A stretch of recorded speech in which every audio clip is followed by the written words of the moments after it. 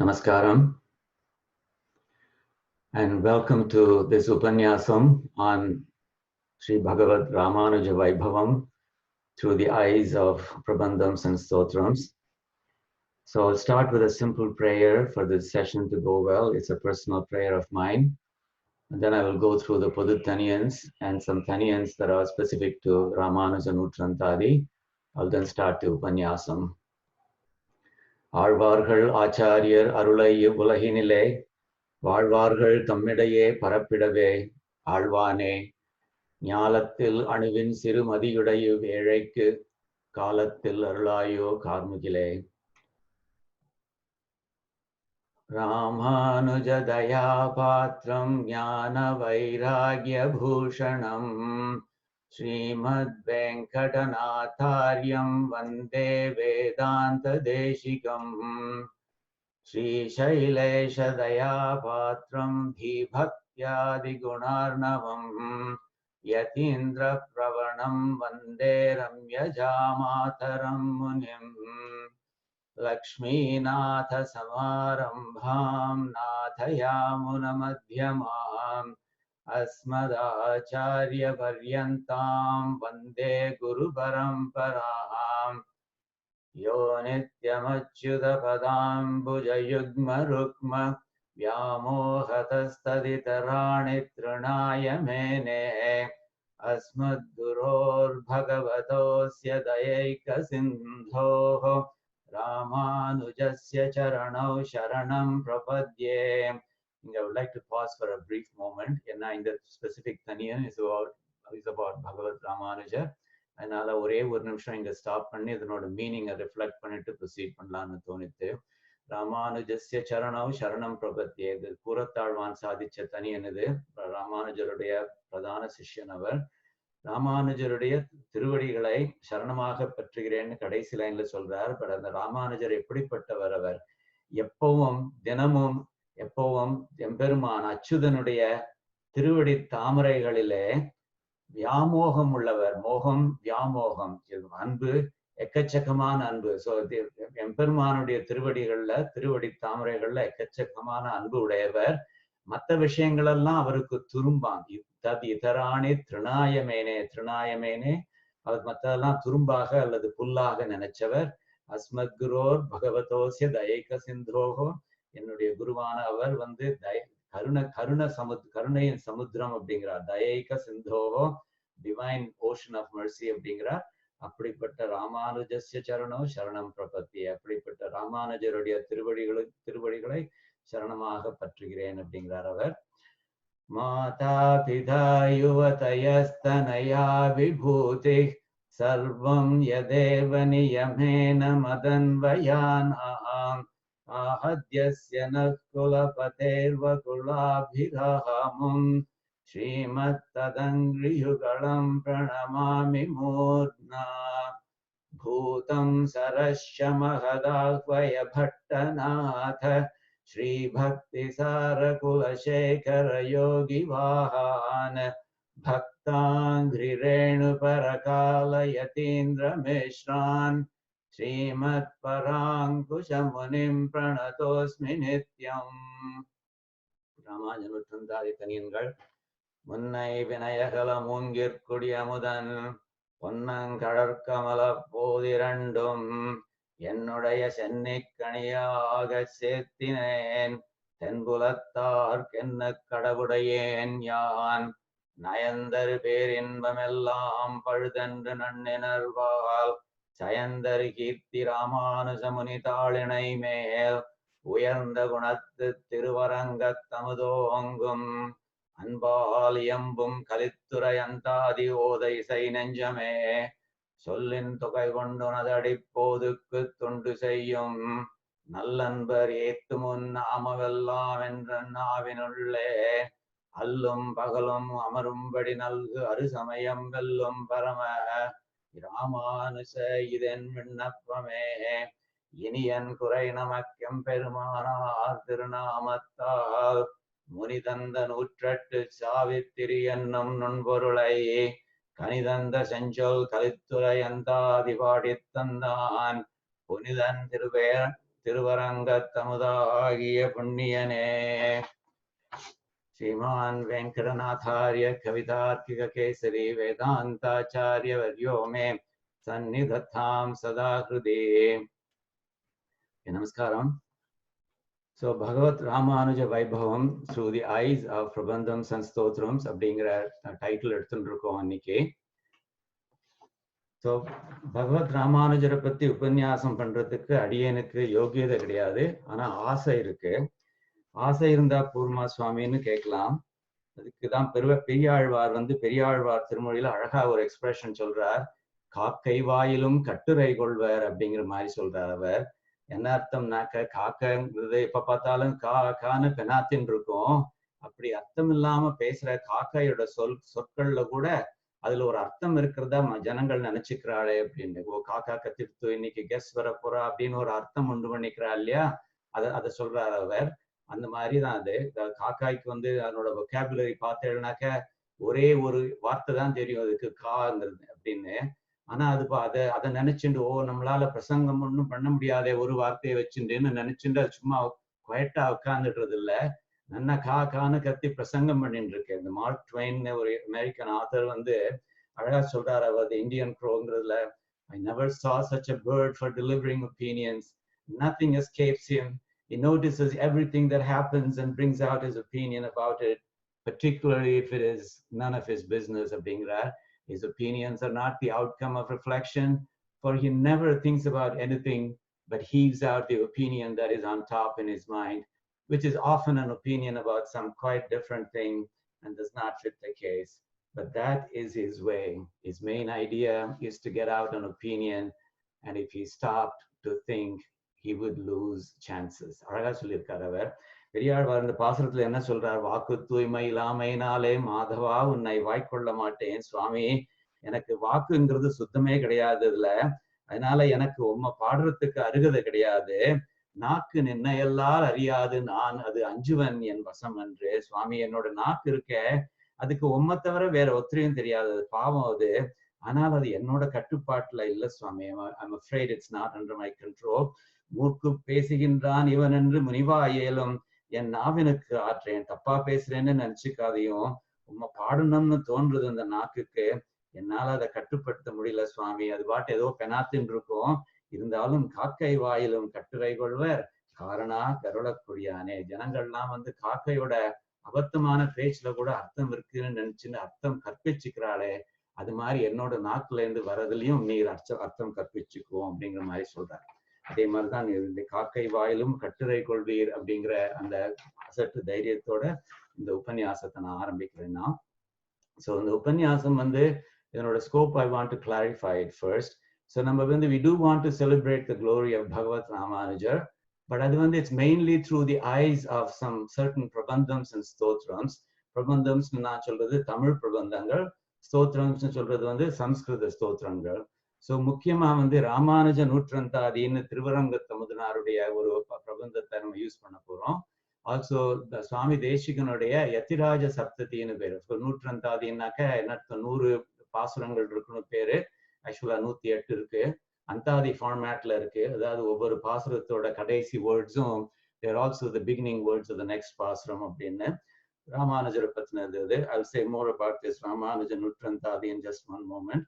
yatirAja saptati, yatirAja சன்னியாசிகளோட தலைவராகிய yatirAja, அதாவது பகவத் rAmAnujAr, அவரை பத்தி சப்தத்தினா 70 ஸ்லோகங்கள் உள்ளது. ஆக்சுவலா 74 இருக்கு. சுவாமி தேசிகன் எப்பவுமே கொஞ்சம் கொசுறு ஆட் பண்ணுவார் அவர்.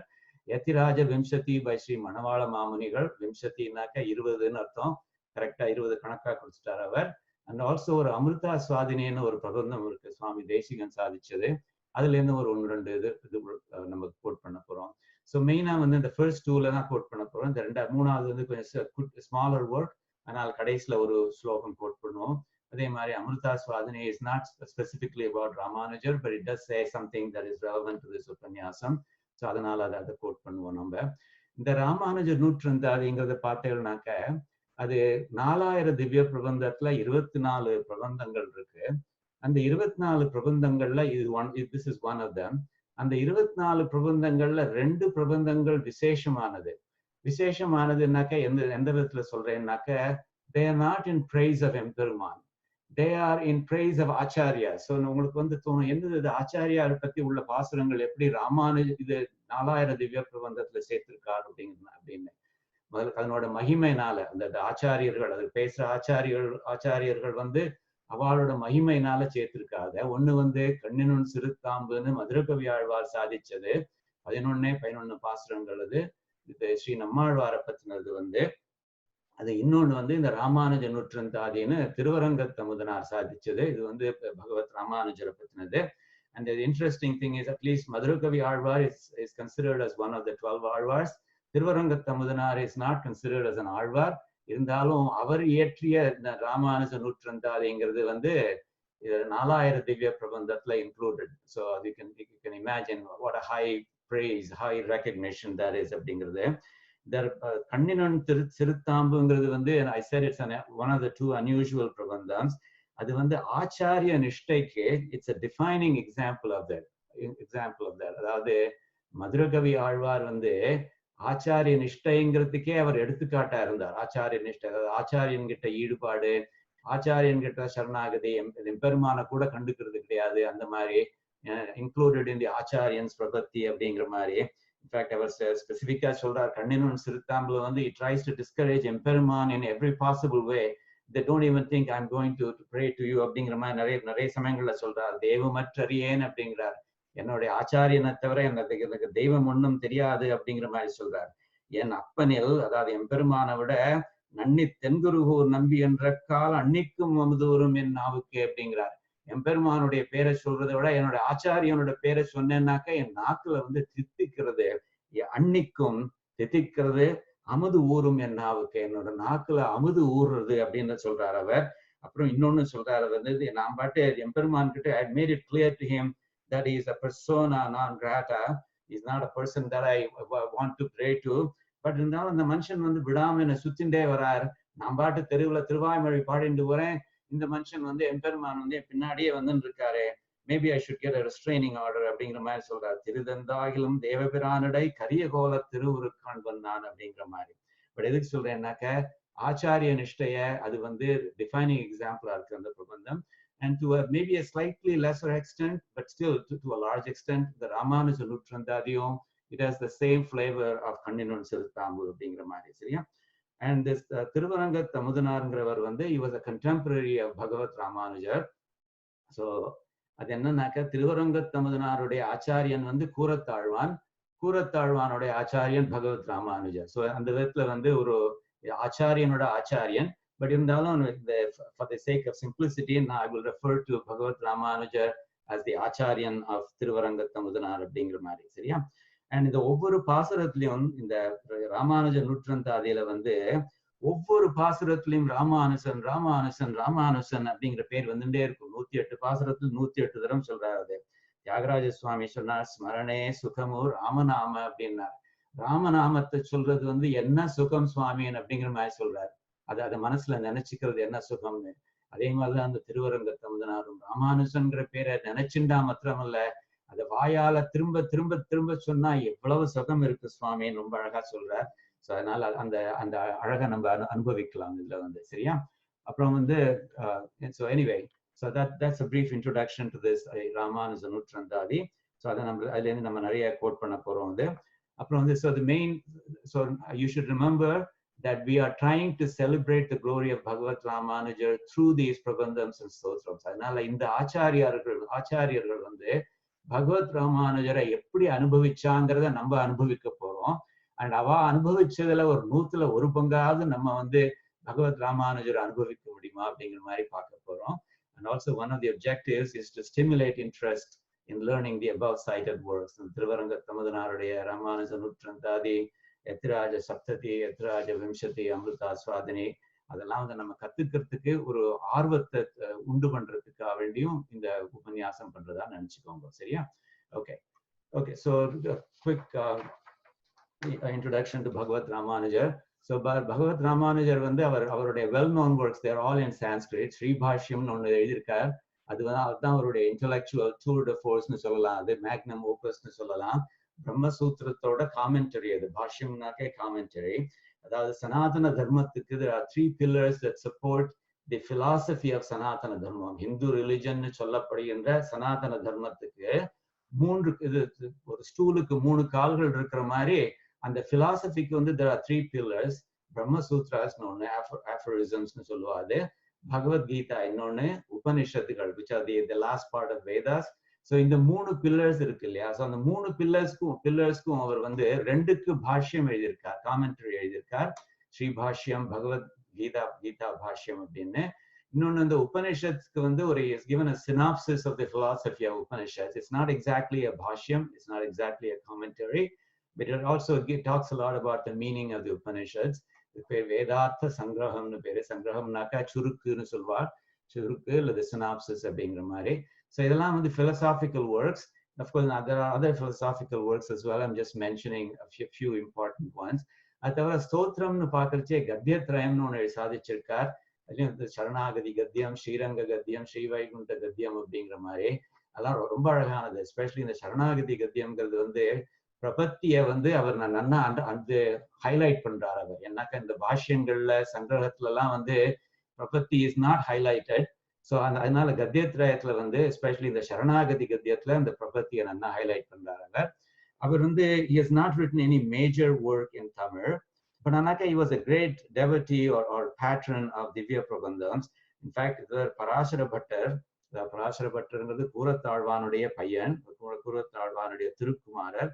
அவர் என்ன சொல்றாருனாக்கா திருவாய்மொழி தனியன் ஒன்றுல சொல்றார், திருவாய்மொழிங்கிறது வந்து ஈன்ற முதல் தாய் சடகோபன், அதாவது திருவாய்மொழியை பெற்றெடுத்த தாய் வந்து ஸ்ரீ நம்மாழ்வார், ஆனாக்க மொயம்பால் வளர்த்த இதத்தாய் ராமானுஜன். அந்த ஃபாஸ்டர் பேரண்ட் அதை வளர்த்து ஆளாக்கினது வந்து ராமானுஜன் அப்படிங்கிற மாதிரி சொல்றாங்க. எப்படி கிருஷ்ணனுக்கு வந்து தேவகி வந்து ஈன்ற முதல் தாய், ஆனால் யசோதா வந்து மொயம்பால் வளர்த்த இதத்தாய் எப்படி இருக்காளோ அது மாதிரி ராமானுஜன் வந்து ரொம்ப important. he played a very important role. Of course குழந்தைய பெறுறதுங்கிறது இம்பார்ட்டன்ட் வேலை தான் அது. அது ஒரு 9 மாச கஷ்டம் அது. ஆனா வளர்த்து விடுறதுங்கிறது எத்தனை வருஷம் ஆகும், அது எத்தனை வருஷங்கள் கஷ்டப்பட்டு அந்த குழந்தைய வளர்க்க வேண்டியிருக்கு இல்லையா? ஸோ அந்த விதத்துல வந்து in a way அந்த ஃபாஸ்டர் மதர்ங்கிறது வந்து an even greater role அப்படிங்கிற அர்த்தத்துல சொல்றாரு அவர். அந்த வேலையை பண்ணவர் ராமானுஜர், பகவத் ராமானுஜர் அப்படிங்கிற மாதிரி. அவருக்கு திருப்பாவைஜியர்னு சொல்லுவா. ஆண்டாளுக்கு அவர் அண்ணா அப்படிங்கிற மாதிரி, ஆண்டாளுக்கு பின்னாடி பிறந்தவர் அவர். இருந்தாலும் ஸ்ரீ ஆண்டாளுடைய அண்ணாங்கிற பட்டத்தை வாங்கிட்டார் அவர். பெரும்பூதூர் மாமுனிக்கு பின்னானாள் வாழியே அப்படிங்கிற மாதிரி ஒரு ஒண்ணு வரும் அது.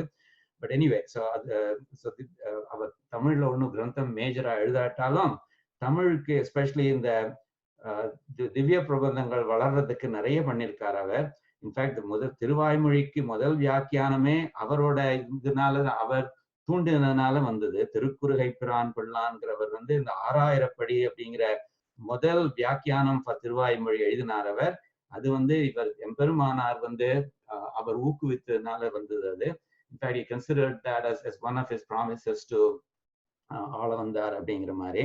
So in fact according to the stories, Thirukkurugai Piran Pillan வந்து அவரே ராமானுஜர் கிட்ட சொன்னாராம், சுவாமி நீங்களே எழுதிடுமே அப்படிங்கிற மாதிரி சொன்னாராம். அதுக்கு பகவத் ராமானுஜர் அவருடைய விஷனரி இதை பாருங்கோ, அவர் சொன்னார், நான் எழுதலாம், பட் நான் எழுதினேன்னாக்க அதோட நின்றுடும், வேற ஒருத்தரும் திருவாய்மொழிக்கு வியாக்கியானம் எழுத மாட்டா, ஏன்னா ஆச்சாரியனே எழுதிட்டான், அது தவிர நம்ம இன்னும் எழுதினோம்னாக்க அது ஆச்சாரியனுக்கு டிஸ்ரெஸ்பெக்ட்ஃபுல்லா இருக்குங்கிற மாதிரி வேற ஒருத்தரும் எழுத மாட்டா. பட் ஆனா திருவாய்மொழிக்கு நிறைய வியாக்கியானம் வரணும், அதனால நீ எழுது, நான் எழுத மாட்டேன் அப்படிங்கிற மாதிரி சொன்னார். திருக்குறுகை பிரான் பிள்ளான் 6000 படி எழுதினார். அதுக்கப்புறம் பின்னாடி 9000 படி, 12000 படி, 24000 படி, 36000 படின்னு நிறைய வியாக்கியானங்கள் வந்தது. And that's mainly because he didn't write it himself அப்படிங்கிற மாதிரி. But anyway, few தமிழ் தனியன்ஸ் இருக்குது திவ்ய பிரபந்தங்களுக்கு. ஃபார் எக்ஸாம்பிள், பெருமாள் திருமொழிக்கு இன்னமுதம் ஒட்டிகேன் இங்கேவா பைங்கிளியேன்னு அந்த தனியன் வந்து பகவத் ராமானுஜர் எழுதினது. அதே மாதிரி திருமங்கை ஆழ்வாருடைய இந்த பெரிய திருமொழிக்கும் ஒரு அழகா ஒரு தனியன் சாதிச்சிருக்கார். இது வந்து ஒரு ஹாஸ்யத்தோடு சாதிச்சிருக்கார். நான் குயிக்கா just say it very briefly. வாழி பரகாலன் வாழி கலிகன்றி வாழி குறையலூர் வாழ்வேந்தன். அதுக்கப்புறம் சொல்றார், வாழியரோ மாயோனை வாழ்வழியால் மந்திரம் கொள்னு ரொம்ப ஒரு ஹியூமரஸா சொல்றாரு. என்னன்னாக்க, நம்ம வந்து ஒரு ஆச்சாரியன் கிட்ட போய் திருமந்திர உபதேசம் வாங்கிக்கிறது எப்படி வாங்கிப்போம்? நம்ம கையை கட்டிப்போம், வாயை பொத்திப்போம், தலையை குனிஞ்சு ஆச்சாரியன் கிட்ட சொல்லுவோம், ஆச்சாரியரே எனக்கு அடியனுக்கு திருமந்திர உபதேசம் செய்ய முடியுமா அப்படிங்கிற மாதிரி கேட்போம். ஆனா திருமங்கை ஆழ்வார் வந்து எம்பெருமான் கிட்டே இருந்து திருமந்திர உபதேசம் வாங்கின்றார். ஆனா அவர் எப்படி வாங்கின்றார்? வாழியரோ மாயோனை வாழ்வழியால் மந்திரங்கோள் அப்படிங்கிறார்.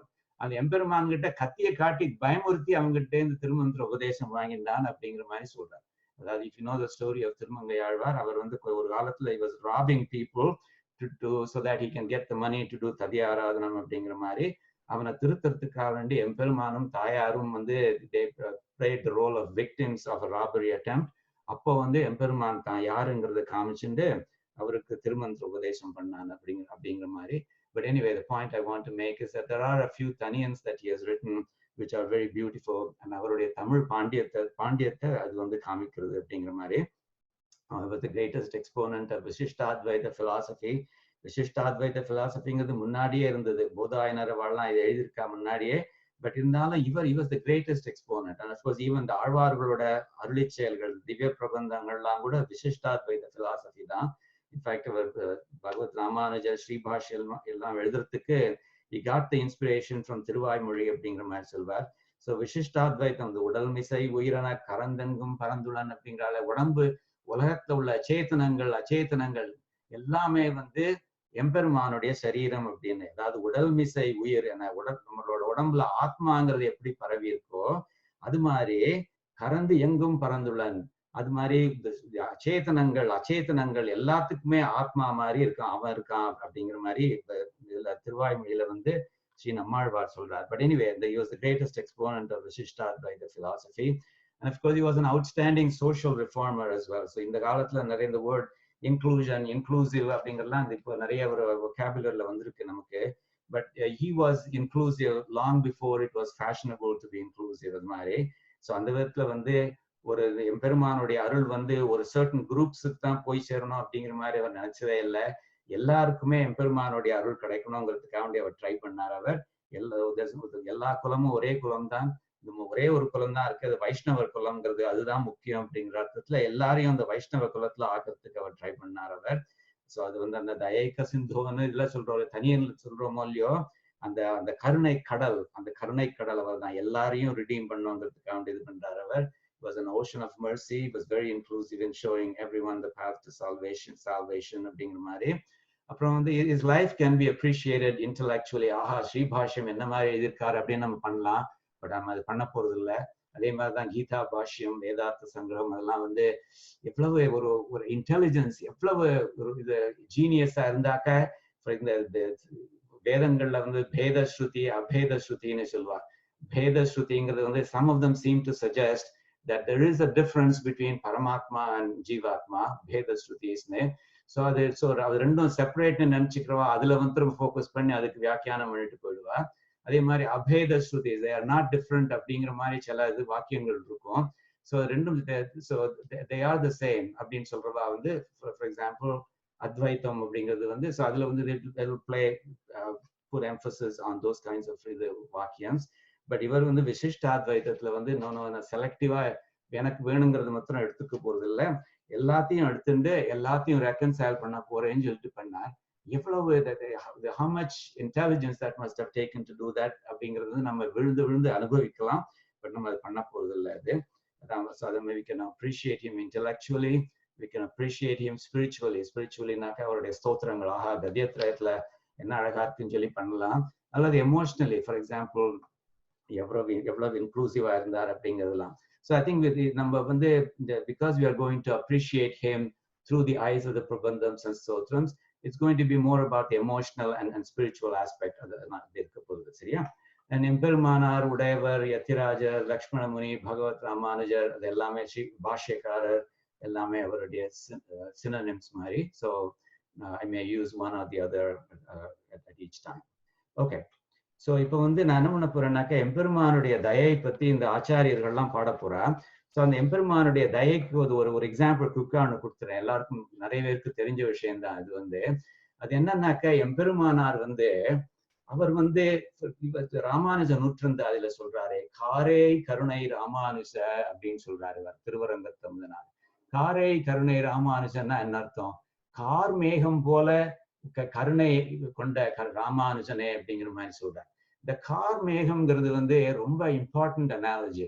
ஆனா அது through overuse it has lost some of its meaning. அதனால I want to restore the significance of that analogy to that phrase. கார் முகில்னா என்ன, கார் மேகம்னா என்ன அப்படிங்கிற மாதிரி. ஏன்னா Ramanujar is a true example of that கார் மேகம். தான் அறப்பெய்து மாயும் தடமுகில். என்னத்தினால கார் மேகத்தோட அதுக்கு கருணை ரொம்ப ஜாஸ்தின்னு சொல்றா. ஏன்னா மழை மேகம், ரெயின் கிளவுட் வந்து அது வந்து பதில் உதவி எதிர்பார்க்கிறதே இல்லை. அது பெய்யர்ச்சே வந்து சரி நோ மழை பெஞ்சாக்க மனுஷா நமக்கு எதையும் கொடுப்பா அப்படிங்கிற மாதிரிலாம் பாக்குறது இல்லை. And also it doesn't discriminate. மழை பெய்யர்ச்சே நல்லவர்கள் தலைமையில தான் விழுவேன், கெட்ட தீயவர்கள் தலைமையில விழமாட்டேன் அப்படிங்கிற மாதிரிலாம் பாக்குறது இல்லை. ஸோ அந்த விதத்துல it's very inclusive as well. அப்புறம் மூணாவது என்னன்னாக்க, இந்த process of reigning it destroys itself. அதைத்தான் இது சொல்றது, தான் அறப்பெய்து மாயும் தடமுகில் அப்படிங்கிற மாதிரி. தானே முழுசா பெஞ்சு ஒரு மழை மேகம் முழுசா பெஞ்செடுத்துனாக்க there's nothing left of that dark cloud anymore. அப்படி தன்னைத்தானே அழிச்சுண்டு உலகத்துக்கு ஹெல்ப் பண்றதே அதுதான் கார் மேகம். ஸோ நீங்க நல்லா ஞாபகம் வச்சுக்கோங்க, பிகாஸ் the word கார் மேகம் ஆர் கார் முகில் அது வந்து it's being use to describe your everyday Tom, Dick and Harry. But ஆனாக்க இதுல வந்து நம்ம வந்து ராமானுஜ நூற்றந்தாதியிலையோ அல்லது மற்ற ஆச்சாரியர்கள் பத்தி படிக்கிறச்சையோ அந்த கார் மேகம்ங்கிறது it is supposed to have its true meaning. சரியா? ஸோ அது வந்து it really applies to Ramanujar. என்ன ராமானுஜ நூற்றந்தாதியிலையும் சொல்றார், காரே கருணை ராமானுஜ இக்கடலிடத்தில் ஆரே அறிபவர் என் அருளின் தன்மை. உங்களுடைய அருளோட தன்மை வந்து யாருக்கு தெரியும் சுவாமி அப்படிங்கிற மாதிரி ரொம்ப அழகா சொல்றார். இந்த ஒரு உங்களுக்கு எல்லாருக்கும் நிறைய பேருக்கு தெரிஞ்சிருக்கும் that there is an incident with regard to Thirukoshtiyur நம்பி and Bhagavad Ramanujar. It's about Bhagavad Ramanujar spreading the message of one of the secret mantras. திருமந்திரம்னு நிறைய பேர் சொல்ற. திருமந்திரத்தை வந்து ரகசியமா உபதேசித்த திருமந்திரத்தை வந்து அவர் ஊருக்கே share பண்ணிட்டாருங்கிறது against the directive of his ஆச்சாரியன் அப்படிங்கிறது. நான் அந்த திருமந்திரம்ங்கிறது வந்து அஃப்கோர்ஸ் ரொம்ப வசந்த மந்திரம். அது அதை வந்து பெரிய திருமொழியில திருமங்கை ஆழ்வார் சொல்றார், குலந்தரும் செல்வம் தந்திடும் அடியார்படுதுயர் ஆயினவெல்லாம் நிலந்தரம் செய்யும் நீள் விசும் வருளும் அருளோடு பெருநிலம் அளிக்கும் வலந்தரும் மற்றும் தந்திடும் பெற்றதாயினும் ஆயின செய்யும் நலந்தரும் சொல்லை நான் கண்டுகொண்டேன் நாராயணா என்னும் நாமம். அது நமக்கெல்லாம் அது அடியாருங்கிற பெரிய வசந்த பலத்தை கொடுக்கும், ஐஸ்வர்யத்தை கொடுக்கும். அது அடியார்களுடைய கஷ்டங்கள் பாவங்கள் எல்லாத்தையும் அதுக்கு இது பண்ணி அடியோடு மட்டமாக்கிடும். நீள் விசும் வரலும் பரமபதம் கொடுக்கும், நமக்கு கைங்கரிய பாக்கியம் அருளோடு பெருநிலம் அளிக்கும் கைங்கரிய பாக்கியம் கொடுக்கும். பலந்தரும் நமக்கு பெருமான அனுபவிக்கிறதுக்கு சக்தி கொடுக்கும், மற்ற எல்லாத்தையும் கொடுத்துரும். பெற்றதாயினும் ஆயின செய்யும், நம்மளை பெற்றெடுத்த தாயை விட கூட நிறைய பண்ணும். அவ்வளவு வசந்த நலந்தரம் சொல்லை நான் கண்டுகொண்டேன் நாராயணா என்னும் நாமம் அப்படிங்கிற மாதிரி திருமங்கை ஆழ்வார் சொல்றார். திருமந்திரத்தை பொறுத்த வரைக்கும் Thirumangai Alvar is the ultimate authority. Because I want you to remember, யார் அவருக்கு திருமந்திரத்தை உபதேசம் பண்ணார்? எம்பெருமானே வந்து திருமந்திரத்தை உபதேசம் பண்ணார். அது மாதிரி எத்தனை பேர் சொல்ல முடியும்? எத்தனை பேர் வந்து சுவாமி நான் வந்து எனக்கு எம்பெருமானே வந்து திருமந்திரம் உபதேசம் பண்ணார் சுவாமி அப்படின்னு எத்தனை பேர் சொல்ல முடியுங்கிறத யோசிச்சு பார்த்துக்கோங்க. அப்புறம் தெரியும் உங்களுக்கு வந்து who is the authority on Thirumanthiram அப்படிங்கிற மாதிரி. So according to the legends, எம்பெருமானார் வந்து திருக்கோஷ்டியூர் நம்பிக்கிட்டேந்து திருமந்திர உபதேசம் பெறணுங்கிறதுக்காண்டி அடிக்கடி போயிட்டு வர்றார். ஒவ்வொரு தரமும் திருக்கோஷ்டியூர் நம்பி அவரை கண்டுக்காம அப்புறமாவான்னு சொல்றாராம். 18 தரம் போறார். ஸ்ரீரங்கத்துல இருந்து திருக்கோஷ்டியூர்ங்கிறது வந்து 60 மைலோ ஒன்னும் இருக்கு. அந்த காலத்துல 60 மைல்ங்கிறது வந்து it's not an easy distance to travel. அது 18 தரம் போனதுக்கு அப்புறம் தான் கத்து கொடுத்தார். அப்ப கூட ஒரு மாசம் ஒரு உண்ணாவிரதம் மாதிரி இருந்துட்டு நோன்பு மாதிரி இருந்துட்டு அதுக்கப்புறம் தான் கத்து கொடுத்தார் அப்படிங்கிற மாதிரி சொல்றா. அப்படி கத்து கொடுத்தப்பறம் அவர் என்ன சொன்னாருக்குன்னா, இது ரகசிய மந்திரம், ஒருத்தருக்கிட்டையும் ஷேர் பண்ணிக்காதையும் அப்படிங்கிற மாதிரி திருக்கோஷ்டியூர் நம்பி சொல்றார். ஆனா பகவத் ராமானுஜர் என்ன பண்றார், அவர் வந்து இது வந்து இவ்வளவு வசந்த மந்திரம் வந்து it ought not to be a secret அப்படிங்கிற மாதிரி சொல்லி அது உலகத்தோட ஷேர் பண்ணிக்கிறார் அவர். அஃப்கோர்ஸ் அது வந்து that doesn't please திருக்கோஷ்டியூர் நம்பி. ஸோ திருக்கோஷ்டியூர் நம்பி சொல்றார், என் கட்டளை மீறியதால் நீர் என்ன பெற்றீர் அப்படிங்கிறார். திருக்கோஷ்டியூர் நம்பி கொஞ்சம் கோபக்காரர்னு பேர். அது நான் சொன்ன டைரக்டிவ் நீர் வந்து வயலேட் பண்ணீரே, அதனால உமக்கு என்ன கிடைச்சது அப்படிங்கிறார். அதுக்கு சொல்றாரு பகவத் ராமானுஜர் சொல்றார், சுவாமி ஒரு ஆச்சாரியனோட கட்டளையை வந்து வயலேட் பண்ணலாமா? அது எவ்வளவு பெரிய பாவம். அதுக்கு ஒரே ஒரு தண்டனை தான் அப்ரோப்ரியேட் தண்டனை, நரகம் தான் அதுக்கு அப்ரோப்ரியேட் தண்டனை. அந்த நரகத்தை I'm going to receive that சுவாமி. அதுவும் ஒரு நாள் 2 நாள் ஸ்டே பண்ற மாதிரி இல்லை, அழிவில்லாத இந்த நரகம் பெற்றேன் அப்படிங்கிற எட்டர்னல் டேம்னேஷன். அதுதான் ஆகுங்கிறது தெரியும் சுவாமி. ஆனாக்க சுவாமி, நான் ஒருவனுமே அன்றோ நசிப்பது, என்னுடைய ஆத்மா மற்றதுனால இந்த நரகத்துல போய் கஷ்டப்பட போறது.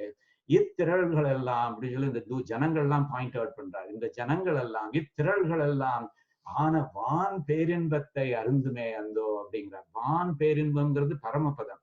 அந்த பரமபதம்ங்கிறத ரொம்ப ஒசந்த அந்த இன்பத்தை, அந்த பிளிஸ்ஸ இத்தனை ஆத்மாக்கள் அனுபவிக்க போறத, அது என்னுடைய ஒரு ஆத்மா நரகத்துக்கு போனதுனால அப்படி பண்ண முடியாது ஆகும்னாக்க, that's a good trade off இல்லையா சுவாமிங்கிற மாதிரி சொல்றேன்.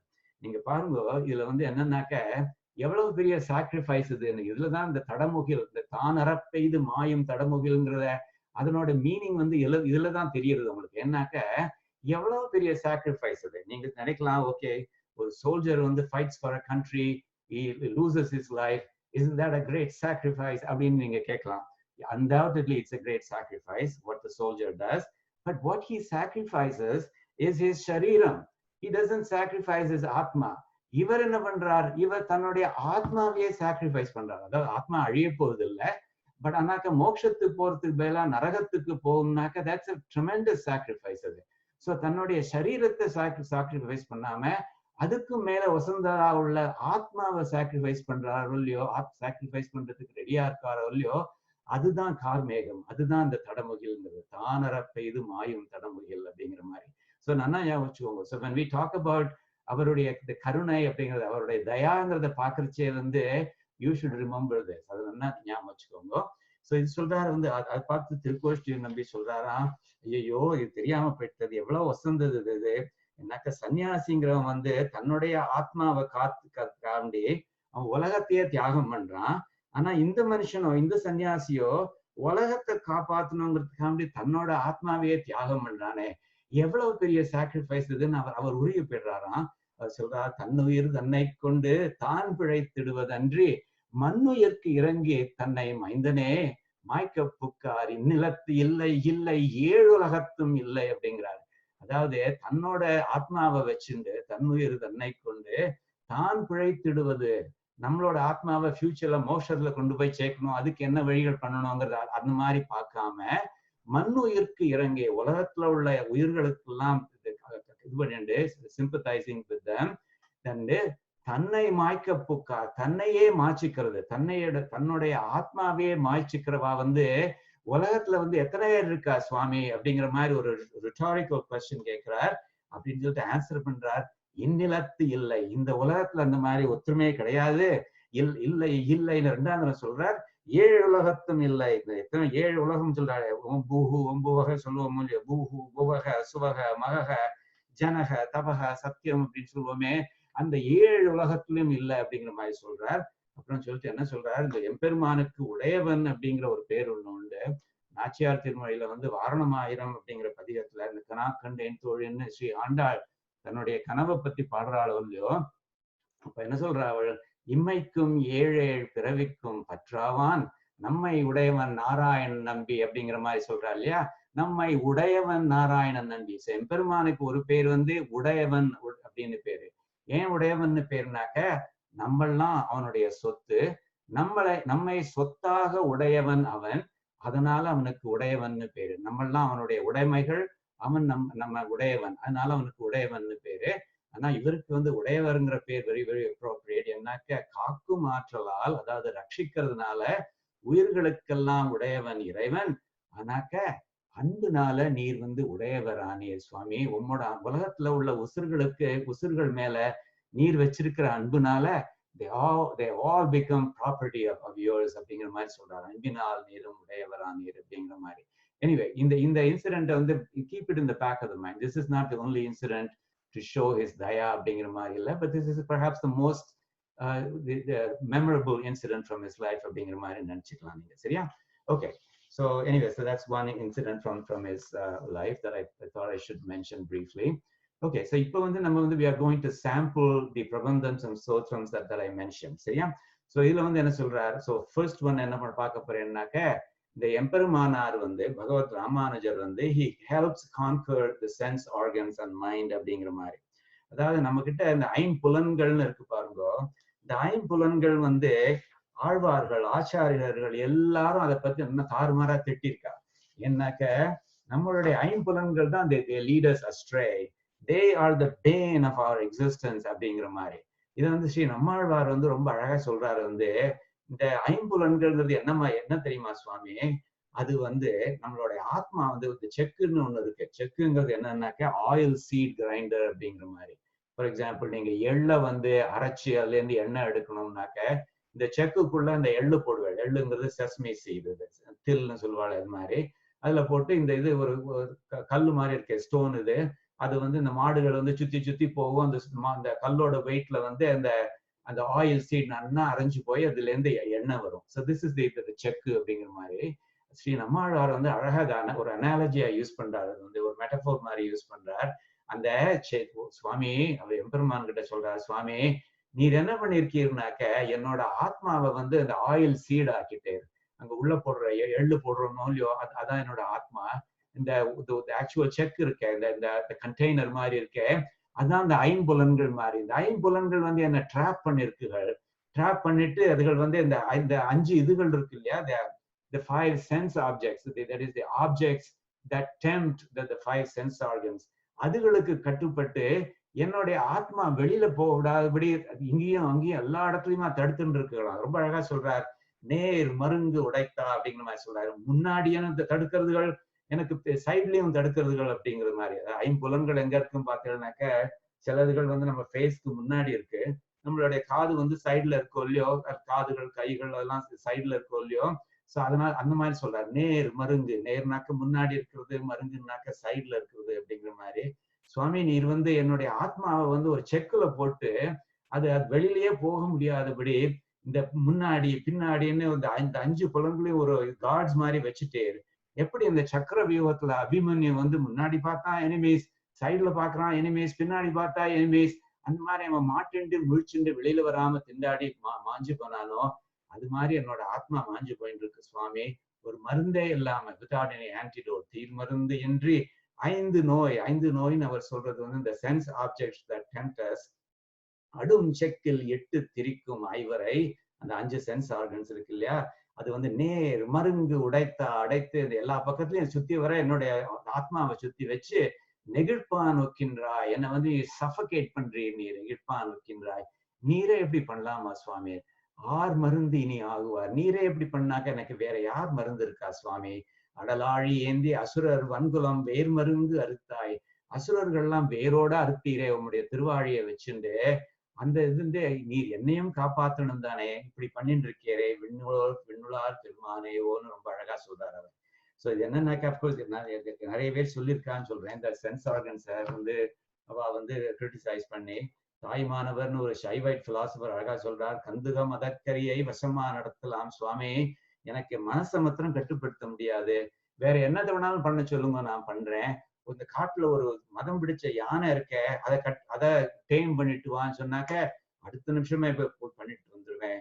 கரடி வெம்புலி வாயையும் கட்டலாம், அது மாதிரி கரடி புலி எல்லாத்தையும் டேம் பண்ணிடுவேன். ஜலம் மேல நட அப்படின்னு சொன்னேன்னாக்க வாட்டர் மேல கூட நான் வாக் பண்ணிடுவேன். கனல் மேல் இருக்கலாம், இந்த ஹார்ட் பர்னிங் கோல் மேல உட்கார்ந்துரு அப்படின்னு சொன்னாக்க நான் அந்த மாதிரி பண்ண முடியும். தன்னிகரில் சித்தி பெறலாம், இது ஈஸியா எனக்கு மோட்சம் வீஷெல்லாம் ஈஸியா கிடைச்சிரும். ஒன்னே ஒண்ணு மாத்திரம் பண்றது, don't ask me to do it because I don't know how to do it. சிந்தையை அடக்கியே சும்மா இருக்கின்ற திறம் வருது. கொஞ்ச நேரம் ஒரு நிமிஷம் நீ மைண்ட காமா வச்சுட்டு உட்கார்ந்துருன்னு சொன்னாக்க என்னால பண்ண முடியாது சுவாமி, ஏன்னா என்னுடைய மைண்டை எப்படி அடக்கணுங்கிறது எனக்கு தெரியாது அப்படின்னு. ஸோ இந்த ஐம்புலன்கள் பிளஸ் த மைண்ட் இதெல்லாம் வந்து நம்மளுடைய கண்ட்ரோல்ல இருக்கணும் அப்படிங்கிற மாதிரி.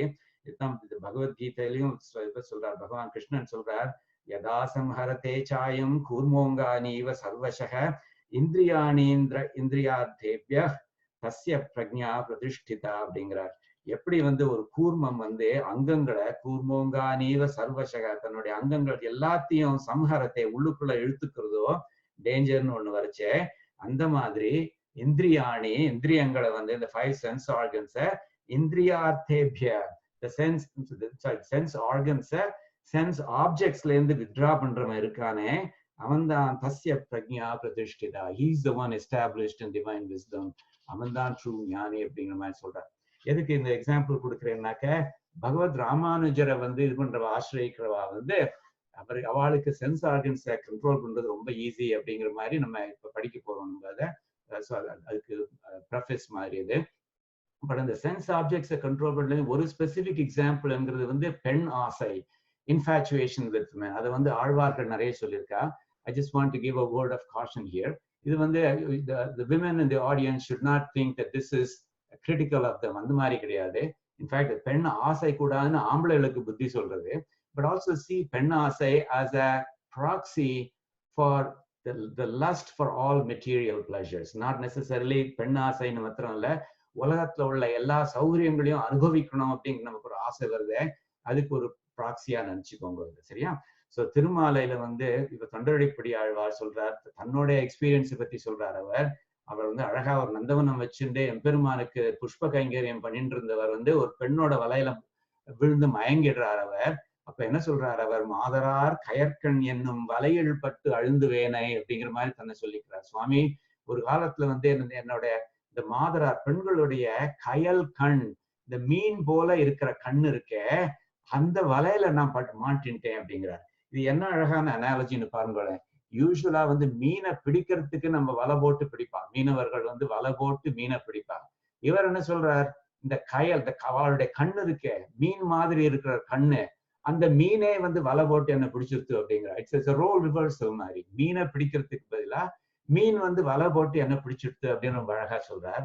அதே மாதிரி பெரிய திருமொழியில முதல்ல திருமந்திரம் உபதேசம் ஆனதுக்கு அப்புறம் திருமங்கை ஆழ்வார் வந்து என்ன சொல்றார்? முதல் பாசுரத்திலே சொல்றார், கூடினேன் கூடி இளையவர்தமோடு அவர் தரும் கலவியை கருதி. இளையவர்னு சொல்றது வந்து இந்த யங் விமன் கூட சேர்ந்தேன், என்னாக்கா I enjoy the physical company with them அப்படிங்கிற மாதிரி சொல்றார். அவர் தரும் கலவியை கருதின்னு. என்ன, because is overwhelmed by his guilty feeling. இப்படி பண்ணிட்டேனே அப்படிங்கிற மாதிரி.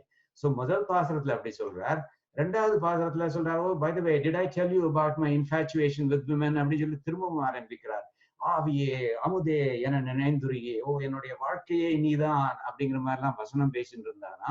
நினைந்துருகே அவரவர் பனை முலை துணையா, அவளுடைய பிக் பூசம் கம்பெனி மாதிரி வச்சுட்டு பாவியேன்னு உணராது எத்தனை பகலும் பழுது போய் ஒழிந்தன நாட்கள் அப்படின்னு திரும்பவும் ரெண்டாவது பாசுரத்திலையும் தன்னுடைய பெண் ஆசை, infatuation with women of the past, அதை சொல்றார் அவர்.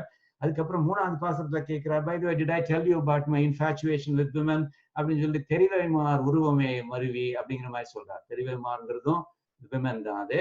அப்புறம் நாலாவது பாசுரத்தை சொல்றார், by the way, did I tell you about my infatuation with women சொல்லி வேல்கனார் கலவியை கருதி அப்படின்னு. எதுக்கு சொல்றேன்னாக்க அவ்வளவு கில்ட் ஃபீலிங் இருந்திருக்கு. Because even for them Alvars, அவளுக்கு கூட ஒரு காலத்துல வந்து இந்த மாதிரி இதுகள்லாம் கஷ்டமா இருந்திருக்கு அப்படிங்கிற மாதிரி சொல்றாங்க. சரியா? ஓகே, ஸோ அதை வந்து just keep it in the back of your mind. ஏன்னா இப்ப சுவாமி தேசிகனுடைய ஸ்லோகம் ஒன்று பார்க்க போறோம். yatirAja சப்தத்தில இருந்து 45வது ஸ்லோகம். இது ரொம்ப அழகா, ரொம்ப ஹாஸ்யத்தோட பேசுறாரு அவர் சுவாமி தேசிகன். என்ன சொல்றாருனாக்க, சுவாமி இந்த பெண்ணாசைங்கிறது மனுஷாளன்னு மாத்திரம் இல்ல, யாரதான் விட்டுறதுங்கிற. ஓகே, லெட்ஸ் கோ தேவலோகத்துல போய் பார்க்கலாம். பிரம்மாவை விட்டுதா? இந்த பிரம்மாக்கு பாருங்க, அழகா வேதம் ஓதுற 4 முகங்கள் இருக்கு. பட் அந்த 4 முகம் ஒவ்வொன்றுக்குலயும் அவன் சரஸ்வதி தேவியை வச்சுட்டு சுத்தின்னு இருக்கான். அவன் எவ்வளவு பெண்ணாசை பார்த்தேளான்னு சொல்லி முதல் லைன்ல வந்து அவர் பிரம்மாவை இது பண்றார். பிரம்மா. ரெண்டாவது, சரி பிரம்மாவாவது போயிட்டு போறது, அவனுக்கு புத்தி இல்லைன்னு சொல்லி விட்டுடலாம். அடுத்து சிவபெருமானை பார்க்கலான்னு பார்த்தாக்க அந்த மனுஷன் என்ன பண்றாரு? அவர் பார்வதி விட்டு பிரிய முடியல அவருக்கு. அதனால அவர் சொல்றார், நீ என்னோட உடம்புல இடது பாகத்துல நீயே தொடர்ந்து இருந்துக்கோ அப்படின்னு சொல்லி அர்த்தநாரீஸ்வரர் ஆயிடுறார். இந்த மாதிரி ஒரு பெண் பித்து யாராவது எங்கேயாவது பார்த்திருக்கீங்களா அப்படிங்கிற மாதிரி செகண்ட் லைன்ல சொல்றாரு அவர். அப்புறம் மூணாவது லைன்ல சொல்றாரு, சரி சுவாமி, அட்லீஸ்ட் இந்த பிரம்ம ருத்ராதிகளாவது போயிட்டு போறது, அவளாவது இந்த தப்பு பண்ணுவா, வாஸ்தவம் தான். நம்மளுடைய சர்வேஸ்வரன் இருக்கானே, எம்பெருமான் இருக்கானே, அவனாவது ஒழுங்கா இருப்பானா அப்படின்னு பார்த்தாக்க அவனும் அந்த எம்.கே. தியாகராஜ பாகவதர் மாதிரி மன்மத லீலையை வென்றார் உண்டோ அப்படிங்கிற மாதிரி பாட்டு பாடிண்டே கோபிகள் வசமா இருக்கான் அப்படிங்கிற மாதிரி சொல்லி மூணாவது லைன்ல சொல்றாரு. ரொம்ப ரொம்ப அழகா சொல்றாரு அவர். சொல்லிட்டு சொல்ற கடைசி லைன்ல சொல்றார், the only good exception to all of these is that yatirAjaருடைய அடியார்கள், பகவத் ராமானுஜருடைய அடியார்கள் வந்து அவளுக்கு வந்து இந்த ஐம்புலன்கள், மனசு, அதெல்லாம் ரொம்ப ஈஸியா கண்ட்ரோல் பண்ண முடியும். அவளுக்கு தான் வந்து காம தாபங்கள்லாம் ஒண்ணும் கிடையாது அப்படிங்கிற மாதிரி ரொம்ப அழகா சொல்றாரு அவர். இந்த ஸ்லோகத்தை நம்ம குயிக்கா படிச்சிடுறேன். அது vahati mahila madhyo vedhastrayi mukharair mukhaihi. வேதாங்கிறது Brahma, திரையி முகரைர், வேதங்களை உச்சரிக்கிற முகத்தால அவன் வந்து முகங்களால வகத்தி மகிழான் அவன் ஒரு பெண்ணை தாங்கின்னு இருக்கான்னு சொல்லி சரஸ்வதி தேவியை ரெஃபர் பண்றார். வரதனுதயா வாமோ பாக சிவஸ்ய விவர்த்ததே. சரி, இப்போ சிவனை பார்த்தாக்க அவன் என்ன பண்ணிட்டு இருக்கான்? சிவனுடைய வாமோபாக, அவனுடைய இடது பக்கத்துல வரதனுதையா பெண் வடிவமாக விவர்த்ததே, அவனுடைய இடது பக்கமே பெண் வடிவமா ஆயிடுச்சு. சுவாமி, இந்த அநியாயத்தை என்ன சொல்றேன் அப்படிங்கிற மாதிரி கேட்கிறார். சரி, அவளாவது போயிட்டு போறது, நம்மளோட எம்பெருமான் ஒழுங்கா இருப்பானா பார்க்கலாம்னு சொல்லி சொல்றாரு. அவர் இந்த பரமம் தத்துவம்னு எம்பெருமான சொல்றாரு, இந்த சுப்ரீம் ரியாலிட்டி அப்படிங்கிற மாதிரி சொல்றாரு. அந்த சுப்ரீம் ரியாலிட்டி என்ன பண்றாங்கிறத பார்க்கலாம். அப்படின்னாக்க ததபி பரமம் தத்துவம் கோபி ஜனஸ்ய வசம் வதம். இந்த பரமம் தத்துவம் இருக்கானே, அவன் கோபி ஜனங்களோட அவளோட வசத்துல இருக்கான் அப்படிங்கிற மாதிரி சொல்ற சுவாமி. அவளோட நடுவுல அம்ட்டு முழிக்கிறான் அப்படிங்கிற மாதிரி. நீங்க அஷ்டபதியில பாத்தீங்கன்னாக்க, அஷ்டபதியில 7வது அஷ்டபதியில பகவான் கிருஷ்ணாவே சொல்றாரு, ஒரு this is kind of like a confession of his sins அப்படிங்கிற மாதிரி. என்ன சொல்றாரு? மாமியம் சலிதா விலோக்கி. அவர் என்ன சொல்றார்? நான் பாட்டு இருந்தேன், ராதா வந்தா என்னை பார்த்த உடனே she stormed out அப்படின்னா. நம்ம கேட்கிறோம், ஓ சுவாமி என்னாச்சு சுவாமி? அவ what exactly did she see அப்படின்னாக்க, well விருத்தம் வது நிச்சயேன அப்படிங்கிறார். அதாவது நான் I was surrounded by a bevy of girls அப்படிங்கிற மாதிரி சொல்றார். கோபிஸை ரெஃபர் பண்ணி சொல்றாரு. ஐயோ அப்புறம் சொல்றாரு, ஐயோ நான் தப்பு பண்ணிட்டேனே அப்படின்னு சொல்றாரு. சாபராததையா மயாபி அப்படிங்கிற மாதிரி சொல்றாரு. நான் தப்பு பண்ணிட்டேன், ஆனா அவளை ஸ்டாப் பண்ண முடியல. வாரிதா அதிபயேன அப்படிங்கிறார். நான் அவளை ஸ்டாப் பண்ணல, ஏன்னா எனக்கு அதிபயேன, எனக்கு எக்கச்சக்கமா பயமா இருந்தது. ஏன்னா எல்லாரும் சொல்றாளோ இல்லையோ, hell have no fury like a woman scorned அப்படிங்கிறாளோ இல்லையோ, அந்த ஸ்டேட்ல இருந்தா ராதா. நான் எப்படி அவளை ஸ்டாப் பண்ணிருப்பேன் அப்படிங்கிற மாதிரி சொன்னாங்க. எதையும் சொல்லியிருந்தேன்னா அவ இன்னும் கொஞ்சம் கூட கோச்சுட்டு இருப்பா அப்படிங்கிற மாதிரி சொல்றார். அதுக்கப்புறம் அவர் கில்ட் ஃபீலிங்ல வரைச்சே சொல்றாரு. அவர் ஹரி ஹரி அப்படின்னு கூப்பிடுறாரு. அவர் நம்ம தப்பு பண்ணா யாரோ கூப்பிடுவோம், பெருமாளை கூப்பிடுவோமோ இல்லையோ, ஓ பெருமாளே ராமா ஹரி அப்படின்னு கூப்பிடுவோமோ இல்லையோ. எம்பெருமான் தப்பு பண்ணா யார கூப்பிடுறார்? அவரும் ஹரி ஹரின்னு தான் கூப்பிடுறாரு. ஹரி ஹரி ஹதாதரத்தையா, அதாவது அவளுக்கு மரியாதை இல்லைங்கிறத பார்த்துட்டு சா கதா கூப்பித்தே, போயிட்டா ரொம்ப எக்கச்சக்கமா கோபத்தோட அப்படிங்கிற மாதிரி. சோ அதுதான் இங்க சொல்றாரு அவர். ததபி பரமம் தத்துவம் கோபி ஜனஸ்ய வசம் வதம் மதன கதனைர் ந க்லிஷ்யந்தே யதீஸ்வர சம்ஸ்ரயா. யதீஸ்வர சம்ஸ்ரயா, யதிராஜருடைய அடியார்கள் மதன கதனை, இந்த காமதாபங்கள்லாம் காமத்தினால வர்ற துன்பங்களை அதுல ந கிளிஷ்யந்தே அப்படின்னு சொல்றாரு. அவ அதுல கஷ்டப்படுறது இல்லை அப்படிங்கிற மாதிரி. சோ இது சோ சுவாமி தேசிகன் அழகா சொல்றார். சோ ராமானுஜரை தியானம் பண்ணிட்டு இருந்தாக்க, ராமானுஜருடைய ஸ்ரீ சுத்திகளை சொல்லிட்டு இருந்தாக்க, நமக்கு இந்த ஐம்புலன்களை நம்மளால ஈஸியா கண்ட்ரோல் பண்ண முடியும். ஐம்புலன்கள் அண்ட் மனசையும் ஈஸியா கண்ட்ரோல் பண்ண முடியும் அப்படிங்கிற பாயிண்ட்டை யத்திராஜ சப்தத்தில சுவாமி தேசிகன் ரொம்ப ஹாஸ்யத்தோட சொல்றாரு இந்த மாதிரி. பட் இது இப்ப திருவரங்கத்தை நான் அப்ஜெக்ட் பண்றாரோ, நோ தட்ஸ் நாட் ட்ரூ சுவாமி, I object, I object your ஆனர்னு என்ன சொல்றார்? It is not true that எம்பெருமானுடைய அடியார்களுக்கு காமம்ங்கிறது கிடையாது அப்படிங்கிறது. எம்பெருமானுடைய அடியார்களுக்கு காமம் நிறைய இருக்கு அப்படின்னு திருவரங்கத்தை ராமானுஜ நூற்றந்தாதியில சொல்றார். அதுக்கப்புறம் அவர் கிளாரிஃபை பண்றார் என்ன மாதிரி காமம் இருக்குன்னாக்க, அது பகவத் ராமானுஜரே சொல்லியிருக்கார். காமம் இருக்கலாம், இன்ஃபேக்ட் காமம்ங்கிறது எல்லாத்தையும் விட முக்கியமானது இந்த புருஷார்த்தம். அது இந்த சொல்றாளோ இல்லையோ, அறம் பொருள் இன்பம் வீடு நாலு சொல்றாளோ இல்லையோ, தர்ம அர்த்த காம மோக்ஷ அப்படின்னு சொல்றாளோ இல்லையோ, அந்த 4 புருஷார்த்தங்கள்ல முக்கியமானது காமம். இந்த மத்த 3ம் should be in support of காமம்னு ராமானுஜரே சொல்லியிருக்கார் அப்படின்னு இவர் சொல்றாரு. இவர் திருவரங்கத்தை முதனார் சொல்றார். அது சொல்லிட்டு அவர் என்ன சொல்றார்? By the way, the காமம் that he was referring to is not the காமம் for the women or of this world or for any material pleasures of this world. அந்த மாதிரி கிடையாது. காமம்ங்கிறது கண்ணனுக்கே இருக்கணும். They should be directed at Krishna அப்படிங்கிற மாதிரி சொல்றார். சேமனல் வீடும் பொருளும் தர்மமும் சீரியனர் காமமும் இவை என்று இவை 4 என்பர். அதாவது புருஷார்த்தம் 4ன்னு எல்லாரும் சொல்லுவா. அது வீடு, மோட்சம், பொருள், அர்த்தம், தர்மம், காமம் அப்படிங்கிற 4 இருக்குன்னு சொல்லுவா. பட் அந்த 4லும் எது வந்து என்னன்னாக்கா கண்ணனுக்கே ஆவது காமம். இந்த காமம்ங்கிறது it should be directed towards Krishnan. அதில் அப்படின்னு ராமானுஜன் சொல்லியிருக்கான்னு சொல்ல போறார். இந்த மத்த 3 இருக்கே, இந்த அறம், பொருள், வீடுங்கிற மத்த 3 வந்து இதற்கு என்று உரைத்தான், காமத்திற்கு என்று உரைத்தான். அதாவது மத்த 3 புருஷார்த்தமும் they are in support of this காமம் அப்படிங்கிற மாதிரி சொல்றார். அப்படின்னு யார் சொல்றார்? ராமானுஜன் சொன்னா. எப்ப சொன்னார்? ராமானுஜனை பத்தி சொல்றச்சு அவர் சொல்றார், வாமனன் ஷீலன் அப்படிங்கிறார். ஷீலன்னாக்க வசந்த குணம் உள்ளவன், வாமனன் ஷீலன் அப்படிங்கிறார். சுவாமி வாமனனுக்கு எப்படி ஷீலன் ஆனார்? அதாவது what exactly, what specifically about Vamana அவதாரம்? இது வந்து அது ஷோஸ் இஸ் குணங்கள் அப்படின்னு, கல்யாண குணம்ஸ் அப்படிங்கிற மாதிரி. வாமனன் வந்து திரிவிக்ரமனாகி உலகங்களை அளக்கிறச்சே அவன் வந்து பார்த்து பார்த்து காலை வைக்கலாம். ஓ, நல்ல ஜந்துக்கள் மேல காலை வைக்கலாம், தீய ஜந்துக்கள் மேல கால் வைக்க கூடாது அப்படிங்கிற மாதிரி பார்த்து பார்த்து பண்ணல. எல்லா ஜந்துக்கள் மேலேயும் காலை வச்சு எல்லாத்தையும் ரட்சிக்கணுங்கிறதுக்காண்டி பண்ணினா. அதே மாதிரிதான் அந்த ராமானுஜனும் வந்து பார்த்து பார்த்து, ஓ இவா நல்ல குலம், இவா மோசமான குலம் அப்படிங்கிற மாதிரிலாம் டிஃபரன்ஷியேட் பண்ணல. எல்லாரும் ஒரே குலம், வைஷ்ணவ ஸ்ரீ வைஷ்ணவ குலம் அப்படின்னு சொல்லி எல்லாருக்கும் ஹெல்ப் பண்ணானோ இல்லையோ. அதனால வாமனன் சீலன் ராமானுஜன் இந்த மண்மிசையே அவன் சொல்லியிருக்கான். அந்த காமம்ங்கிறது தான் பிரைமரி புருஷார்த்தம். though he has clarified it to say that காமம் should be directed at Krishna அப்படிங்கிற மாதிரி தான். சிறிய திருமடல்லையும் அந்த இவ பரகால நாயகி, அதாவது திருமங்கை ஆழ்வார் பரகால நாயகியா சொல்றார், ஆராயில் தானே, that is if you think about it, அறம், பொருள், இன்பம் என்று அந்த 3 நீங்க எடுத்துட்டேன்னாக்க இவற்றினிடை யார் ஆரார் இவற்றினிடை அதனை எய்துவார் அப்படின்னு ஒரு மிஸ்டீரியஸா சொல்றார். இந்த 3ல வந்து யாருக்கு இந்த அது கிடைச்சிருக்கோ அவ வந்து மீதி 2ம் அவளுக்கு கிடைக்கும் அப்படிங்கிற மாதிரி சொல்றார். அதை வியாக்கியானம் பண்றவா சொல்றா, அவர் அதனைன்னு சொல்றது வந்து இந்த இன்பத்தை சொல்றா, காமத்தை சொல்றார் அப்படிங்கிற மாதிரி. ஸோ பரகால நாயகியோட எஸ்டீம்லயும் காமம் தான் இம்பார்ட்டன்ட். பட் அஃப்கோர்ஸ் அவளும் வந்து அவளுடைய காமம் was also directed at Kannan. அதனால it is consistent with Ramanujan Nootrandhadhi அப்படிங்கிற மாதிரி. ஸோ ரியலி இவர் வந்து திருவரங்கத்து முதனார் is really not contradicting Swami Desikan.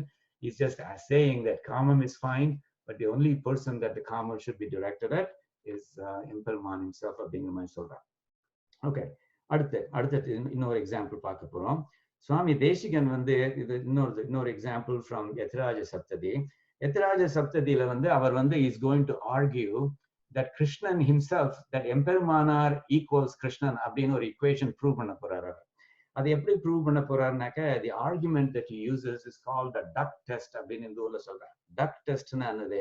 நம்ம சொல்றோம் இல்லையோ, if it looks like a duck, swims like a duck and quacks like a duck, then it is a duck அப்படின்னு சொல்றாளோ இல்லையோ, அதுதான் அந்த ஆர்குமெண்ட் தான் அவர் யூஸ் பண்ண போறாரு. என்ன சொல்ல போறாருனாக்க, he is going to make a few statements and those statements are true about both Krishna and about Bhagavad rAmAnujAr. And அதனால he is going to say, well, I'm going to apply the duck test here and therefore Emperumanar equals Krishna அப்படிங்கிற மாதிரி சொல்ல போறார். So இதுல வந்து அந்த அவர் சொல்ற வாக்கியங்கள்ல வந்து 2 மீனிங்ஸ் இருக்கும். ஸோ ஒரு விதமா இன்டர்பிரட் பண்ணேன்னாக்கா இட் அப்ளைஸ் டு கிருஷ்ணா, இன்னொரு விதமா இன்டர்பிரட் பண்ணேன்னாக்க அது it applies to Bhagavad Ramanujar அப்படிங்கிற மாதிரி. அது வந்து it's very beautiful. It takes a lot of genius to create poetry like that. தமிழ்ல வந்து காளமேக புலவர்னு ஒருத்தர் இருந்தார். அவர் இந்த மாதிரி தான் பண்ணுவார். டக் டெஸ்ட்டை நிறைய அப்ளை பண்ணி இதுவும் இந்த ஆப்ஜெக்டும் அந்த ஆப்ஜெக்டும் சேம் தான் அப்படிங்கிற மாதிரி சொல்லுவார். ஃபார் எக்ஸாம்பிள், பாம்புன்னு ஒண்ணு இருக்கு, எள்ளுன்னு ஒண்ணு இருக்கு. இவர் ஆர்கியூ பண்றாரு இந்த காளமேக புலவர், பாம்பும் எள்ளும் வெவ்வேறு ஆப்ஜெக்ட்ஸ் இல்ல சுவாமி, 2மே ஒண்ணுதான் அப்படிங்கிற மாதிரி சொல்லுவார். எதுக்கு எப்படி சொல்றார்? அவர் I'm going to make a few statements. In the case that he is going to make 5 statements and you will see that they are true. Those statements are true about பாம்பு as well as about எள்னாக்க இந்த sesame seed மாதிரி அப்படின்னு சொல்லி என்னென்ன 5 statements கொடுக்குறாரு பாருங்க. அதான் colour பண்ணிருக்கேன் 5 ஸ்டேட்மெண்ட்ஸை. ஆடி குடத்தடையும், பாம்பு வந்து படம் எடுத்து ஆடிட்டு அப்புறம் ஒரு குடத்துக்குள்ள, குடம்னாக்க ஒரு பேஸ்கெட், பாம்பாட்டியோட பேஸ்கெட்குள்ள போய் உட்காந்துன்றோம்.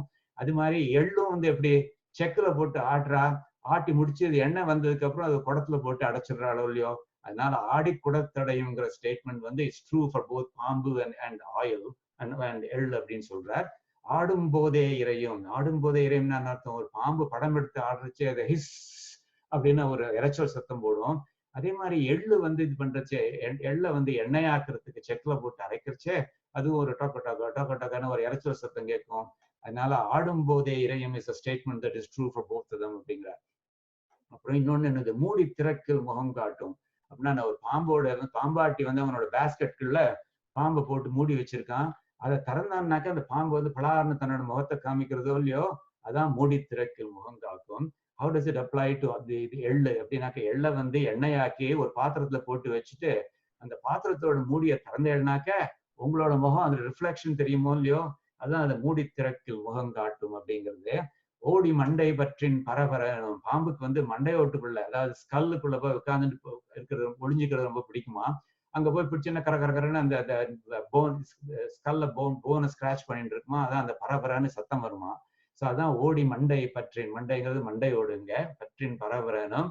How does it apply to எள்ளு வந்து எண்ணெய் ஆனதுக்கு அப்புறம் நம்ம வந்து தலையில தேய்ச்சிக்கிறோமோ இல்லையோ, பரபரன்னு தலையில மண்டையில தேய்ச்சிக்கிறோமோ இல்லையோ, அதனால this statement applies to எள் as well. இது ரொம்ப அழகு பாருங்க. பாரில் பின் நாக்கும் உண்டாம், அதாவது நம்ம பார்த்தோம்னாக்க ஒரு பாம்புக்கு வந்து பிளந்த நாக்கு இருக்கு, அப்படி ஃபோர்க் டங்னு சொல்றாளோ இல்லையோ, நாக்கோட நுனி ரெண்டா இருக்கும். பாரில் பின் நாக்குங்கிறது பிளந்த நாக்கும் அது உண்டு அப்படிங்கிறது பாம்புக்கு. அது மாதிரி how does it apply to இது எள் அப்படின்னாக்க, ஏன்னா எள்ளு எண்ணெயானதுக்கு அப்புறம் எண்ணெய் தேய்ச்சி குளிக்கிறச்சு நம்ம என்ன பண்ணுவோம், அந்த காலத்துல எண்ணெய் தேய்ச்சி குளிச்சதுக்கு அப்புறம் புண்ணாக்குன்னு ஒண்ணு யூஸ் பண்ணுவா, சிகக்காய் பவுடர்னு சொல்லுவாங்க. அந்த புண்ணாக்கு, அதுதான் பின்னாக்குங்கிறது, அந்த புண்ணாக்கு ஆயிடுறது, இந்த சிகக்காய் ஆயிடுறது. பாரில் பின்னாக்கும் உண்டாங்கிற ஸ்டேட்மெண்ட்டும் இட் அப்ளைஸ் டு போத் பாம்பு அண்ட் எள்ளு அப்படிங்கிற மாதிரி. ஸோ காலமேக புலவர் சொல்றார், I've given you 5 statements and all those 5 statements apply to பாம்பு and எள், and therefore பாம்பு equals எள் அப்படி சொல்லி முடிச்சிடுறார். உற்றுடு பாம்பு எள்ளனவே ஓது அப்படிங்கிற மாதிரி. நம்ம so convinced by it இல்லையா. ஸோ நீங்க அடுத்த தரம் பாம்பை பார்த்துச்சு நீங்க you don't have to run, அதை கையில் எடுக்கலாம், ஏன்னா அது ஆஃப்டர் ஆல் இட் இஸ் எள் தானே அப்படிங்கிற மாதிரி. இதே டெக்னிக்கு தான் சுவாமி தேசிகன் வந்து கையாள போறார் அவர். பட் சுவாமி தேசிகன் வந்து இந்த மாதிரி நிறைய இது பண்ணுவார், ஒரு மிஸ்சீஃப் பண்ணுவார். ஃபார் எக்ஸாம்பிள் கோதாசுதியில வந்து ஒரு எக்ஸாம்பிள், ஃபார் எக்ஸாம்பிள் இந்த இது நான் குயிக்கா ரீட் பண்றேன். இது வந்து சோனாதரேபி குச்சயோரபி துங்கபத்ரா அப்படின்னு ஆரம்பிக்கிறது. நான் 5 வார்த்தைகளை நான் வந்து பாக்ஸ்களுக்குள்ள போட்டிருக்கேன். அந்த வார்த்தைகளை பார்த்தேன்னாக்க உங்களுக்கு தெரியும், அதுகெல்லாம் நதிகளோட பேர் அப்படின்னு. ஷோனான்னு ஒரு நதி இருக்கு, துங்கபத்ரான்னு ஒரு நதி இருக்கு. இது வந்து கோதாஸ்துதியில ஸ்ரீ ஆண்டாளை பத்தி பாடுறாரு அவர். அதுக்கப்புறம் வந்து சரஸ்வதினு ஒரு நதி இருக்கு, விரஜான்னு ஒரு நதி இருக்கு. சுவாமி விரஜாங்கிற நதி கேள்விப்பட்டது இல்லையா, அது கூகுள் மேப்ஸ்ல இல்லையேன்னு நீங்க கேட்கலாம். விரஜாங்கிறது ஒரு மெத்தலாஜிக்கல் ரிவர்னு சொல்றா. அது நம்ம பரமபதம் போற வழியில அர்ச்சிராதி மார்க்கம்னு இருக்கு நம்மளோட கடைசியில when we get to மோக்ஷம், on the way to மோக்ஷம் we will see that Viraja நதி அப்படிங்கிற மாதிரி. ஸோ விரஜாங்கிறது ஒரு மெத்தலாஜிக்கல் ரிவர். உங்ககிட்ட யாராவது வந்து பிராக் பண்ணிட்டாள்னாக்க, சுவாமி நான் எல்லா திவ்ய தேசமும் பார்த்துட்டேன், 108 பார்த்துட்டேன் அப்படின்னு சொன்னாக்க நீங்க அவர்கிட்ட கேளுங்க, சுவாமி விரஜா நதியில ஸ்நானம் பண்ணலான்னு கேளுங்க. ஏன்னா 108 வந்து பரமபதமும் இன்க்ளூடட் இல்லை. அதனால பரமபதம் வரைக்கும் போயிட்டு திரும்பி வந்திருந்தாருனாக்கா நிச்சயமா விரஜா நதியை தாண்டி தான் போயிட்டு வந்திருப்பார் அவர். பட் எனிவே விரஜாங்கிறது வந்து அந்த மாதிரியான ஒரு மெத்தலாஜிக்கல் ரிவர். அப்புறம் கோதாவரி நதி இருக்கு, நர்மதாங்கிற நதி இருக்கு. ஸோ 6 நதிகள் பேர் சொல்றாரு. ஸோ இந்த ஸ்லோகத்தோட அர்த்தம் வந்து ஜஸ்ட் ஒரு நதிகளோட பெயரை வச்சுன்னு என்ன சொல்லலாம்னாக்க, ஓ கோதா, நீ வந்து 6 நதிகளுமா, உலகத்துல உள்ள எல்லா நதிகளும் நீ, நதிகள் தான் உலகத்தை செழிக்க வைக்கிறது, உலகத்தை ரட்சிக்கிறது. நதிகள்ல உள்ள வாட்டர் தான் உலகத்தை ரட்சிக்கிறது. அதனால உலகத்தையே ரட்சிக்கிறவள் நீ அப்படிங்கிற மாதிரி அர்த்தம் எடுத்துக்கலாம்.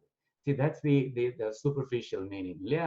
நீங்க அர்த்தத்தை பாருங்க, இங்க அர்த்தம் என்ன போட்டிருக்கீங்க, thy lips are red, thy sthanams, your bosom is auspiciously majestic.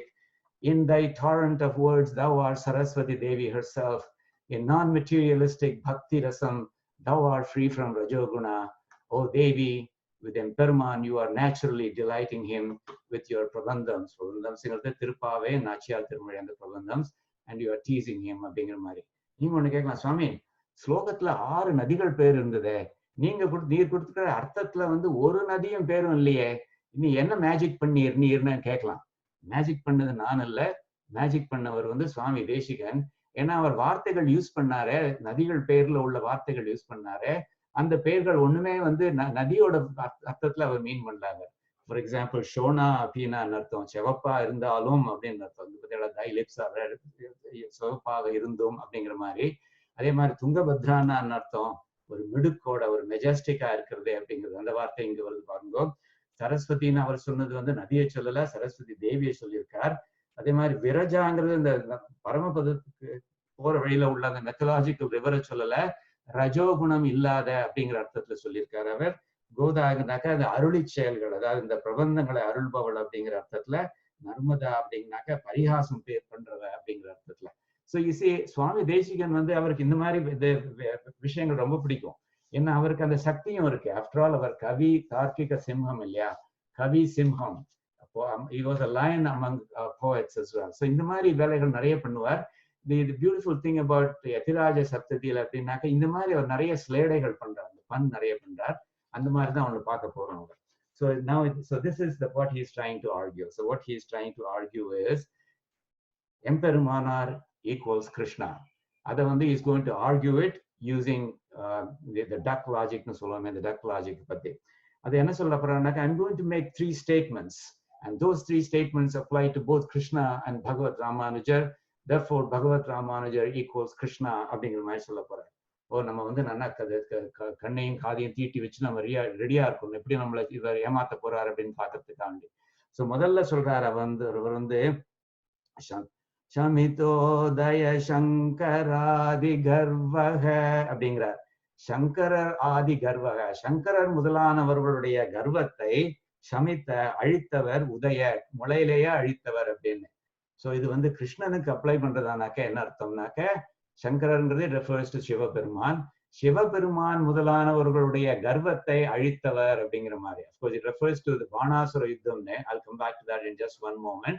அதுக்கப்புறம் எப்படி how does it apply to பகவத் ராமானுஜர் அப்படின்னாக்க, அப்போ வந்து சங்கராதி கர்வங்கிறது சங்கரர் ஆதி, அது ரெஃபர்ஸ் டு பகவத் ஆதிசங்கர பகவத் பாதாள், ஆதிசங்கர பகவத் பாதாள் முதலியவர்களுடைய கர்வத்தை அடக்கினார் அப்படிங்கிற மாதிரி. அஃப்கோர்ஸ் கர்வத்தை அடக்கினார்னா என்ன அர்த்தம், அவருடைய சித்தாந்தமாகிய அத்வைத்தத்தை அதை சப்டியூ பண்ற மாதிரி இவர் விசிஷ்டாத்வைத சித்தாந்தம் இது பண்ணார் அப்படிங்கிற அர்த்தம் அது. ஸோ இது பாணாசுர யுத்தம். if you go back to பாணாசுர யுத்தம், பாணாசுர யுத்தம்ங்கிறது கிருஷ்ணாவதாரத்துல வருது. பாணாசுரனுடைய டாட்டர் உஷைன்னு ஒருத்தி, அவளுக்கு கிருஷ்ணனுடைய பேரன் அனிருத்தன் மேல ஒரு லவ் வந்துருது, காதல் வந்துருது. அதனால அவளுடைய தோழிகள்லாம் போய் அனிருத்தனை தூக்கின்னு வந்துடுறா. பார்த்தீங்களா, இந்த அசுரர்களோட தோழிகள் வந்து what they are capable of doing அப்படிங்கிறது, அனிருத்தனை அப்படியே தூக்கின்னு வந்துடுறா. அது வந்து பாணாசுரனுக்கு தெரிஞ்சு போயிடுறது. அவன் வந்து அனிருத்தனை ஜெயில வைக்கிறான். ஸோ அது கிருஷ்ணர் வந்து he goes to retrieve the Aniruddhan, to rescue Aniruddhan. அப்போ வந்து என்னன்னாக்க there was a treaty between Sivaperuman and Banasuran. So Sivaperuman வந்து your enemy is my enemy அப்படிங்கிற மாதிரி ஒரு ட்ரீட்டி சைன் பண்ணியிருக்காரு அவர். ஸோ உன்னை யாராவது சண்டை போட வந்தாருனாக்க நான் உன்னை காப்பேன் அப்படின்னு சொல்லியிருக்காராம். ஸோ எனிவே அவரும் சண்டை போட வந்தார். நாட் ஓன்லி தட், அவர் வந்து தன்னுடைய கணங்களோட, அப்புறம் விநாயகர் சுப்பிரமணியன் எல்லாரும் கூட வந்தார் போல இருக்கு. அப்போ வந்து பகவான் கிருஷ்ண பகவான் வந்து போய் சண்டை போட்டு அவளெல்லாம் ரிட்ரீட் பண்ண வச்சார் அப்படிங்கிற மாதிரி சரித்திரம் போகுது. அதான் அந்த சங்கராதி கர்வத்தை அடக்கினவர் அப்படின்னு கிருஷ்ணனை பத்தி சொல்றச்சே வருது. And I've already explained how that applies to the Bhagavad rAmAnujAr. So he destroyed the vanity of Shiva, etc., roots and all. அது வந்து கிருஷ்ணா. கீழே வந்து he subdued the vanity of Adi Shankara's Advaita right at start அப்படிங்கிற மாதிரி. So first line வந்து you can see that statement applied to both of them. So yeah, so he's already won one of the 3 arguments அப்படிங்கிற மாதிரி. அப்புறம் ரெண்டாவது சொல்றார், ஸ்வபலாத் உத்ருத யாதவ பிரகாஷக அப்படிங்கிற, அதாவது ஸ்வபலாத்னாக்கா தன்னுடைய ஓன் பலத்தினால, உத்ருத யாதவ பிரகாஷ, அது வந்து அப்ளைங் டு கிருஷ்ணர். how is that true அப்படின்னாக்க, யாதவர்களை, யாதவ குலத்தை மறுபடியும் பிரகாசிக்க வைத்தார் அப்படிங்கிற மாதிரி. அதாவது எப்படி கம்சனை அழிச்சிட்டு தன்னுடைய யாதவ குலத்தை அவர் பிரகாசிக்க வச்சாருங்கிறது அந்த செகண்ட் இது. ஸ்வபலாதுத உத்ருத யாதவ பிரகாஷக அப்படின்னு. how does it apply to பகவத் ராமானுஜர் அப்படின்னாக்க, அப்போ வந்து யாதவ பிரகாஷங்கிறது யாதவங்கிற குலத்தை பிரகாசிக்கிற வச்சவர் இல்ல, யாதவ பிரகாஷருங்கிற ஒருத்தரை ரிஃபார்ம் பண்ணவர் அப்படிங்கிற மாதிரி ஆயிடுறது. அது என்னன்னாக்க, அந்த யாதவ பிரகாஷருங்கிறவர் வந்து அவருடைய பகவத் ராமானுஜருடைய சரித்திரத்துல he was ஒரு kind of a villain turned a good person அப்படிங்கிற மாதிரி. அதாவது ஆக்சுவலா அவர் வந்து ஒரு காலத்துல குருவா இருந்தார் பகவத் ராமானுஜருக்கு. பகவத் ராமானுஜர் நிறைய விஷயங்கள் அவர்கிட்ட கத்துன்னு இருந்தார். அப்போ வந்து ஒரு சமயத்துல, ஃபார் எக்ஸாம்பிள், இந்த சாந்தோக்கிய உபநிஷத்துல ஒரு வாக்கியம் ஒன்று வருது, தஸ்ய யதா கப்யாசம் புண்டரீகம் ஏவ அக்ஷினின்னு ஒரு வார்த்தை வருது. அக்ஷினி, எம்பெருமானுடைய கண்கள் வந்து புண்டரீகம் தாமரப்பூ மாதிரி இருக்கும். அது கப்யாசம்ங்கிற வார்த்தையை அவர் தப்பா இன்டர்பிரட் பண்ணார். அந்த யாதவ பிரகாசங்கிறது கபின்னாக்க குரங்கு, ஆசம் the கபி ஆசம்னாக்க the குரங்கோட ஆசனம், therefore the posterior of a குரங்கு. எம்பெருமானுடைய கண்ணு வந்து it's kind of like the red like the lotus and the posterior of a குரங்கு அப்படிங்கிற மாதிரி சொல்லிடுறாரு அவர். அது வந்து பகவத் ராமானுஜருக்கு கண்ல இருந்து தனித்தனியா வந்துருத்தான். அந்த மாதிரி ஒரு எக்ஸ்பிளனேஷன் கொடுத்த உடனே சுவாமி that's not the meaning. கபின்னாக்க ஒரு இன்னொரு அர்த்தம் இருக்கு, that which drinks water அப்படிங்கிற ஒரு அர்த்தம் ஒண்ணு இருக்கு. அந்த விதத்துல பார்த்தீங்கன்னாக்க இது வந்து சூரிய பகவான் வந்து ஜலத்தை சாப்பிடுறாரு. அவர் எப்படி சாப்பிடுறாரு? அவர் என்ன by sunlight he makes water evaporate. அதனால அது அவர் சாப்பிட்ட மாதிரி அது. ஸோ அந்த விதத்துல கப்பியாசம்ங்கிறது it's not referring to monkey.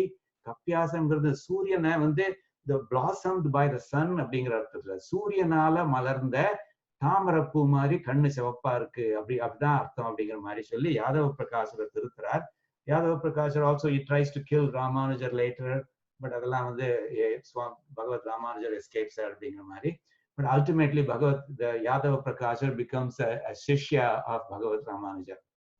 So adathaan inga solra, and is by his strength, by his own strength, Bhagavad Ramanuja reformed Yadava Prakasha அப்படிங்கிற மாதிரி சொல்றார். அது so ரெண்டு ஸ்டேட்மெண்ட்ஸ் கொடுத்தார். ரெண்டு ஸ்டேட்மெண்ட்ஸும் they were flexible enough to be interpreted to refer to Krishna or Bhagavad Ramanuja. So மூணாவது ஸ்டேட்மெண்ட்ல என்ன சொல்றாருன்னு பார்க்கலாம். அவரோபிதவான் ஸ்ருதேர பார்த்தான். இது ரொம்ப அழகுது. என்னக்க இது ஒரு really it takes a genius to create words like this. ஸ்ருதேர பார்த்தான் அப்படிங்கிறார். என்ன அர்த்தம்னாக்க அபார்த்தான்ங்கிற வார்த்தையை வந்து எடுத்துக்கோங்க. அபார்த்தான்ங்கிறது கிருஷ்ணனோட explain when it applies to Krishna it refers to a plus parthan. பார்த்தன்கிறது Arjunan, அபார்த்தான்கிறது அர்ஜுனனுடைய எனிமீஸ், அர்ஜுனனுடைய எதிரிகள் அப்படிங்கிற மாதிரி ஆயிடுறது. ஸோ என்ன சொல்றாரு இந்த கேஸ்ல, ஸ்ருதேங்கிறது வந்து காது. ஸோ காதுல இருந்து அர்ஜுனனுடைய எதிரிகளை விலக்கி வைத்தான் அப்படிங்கிற மாதிரி ஆகுது.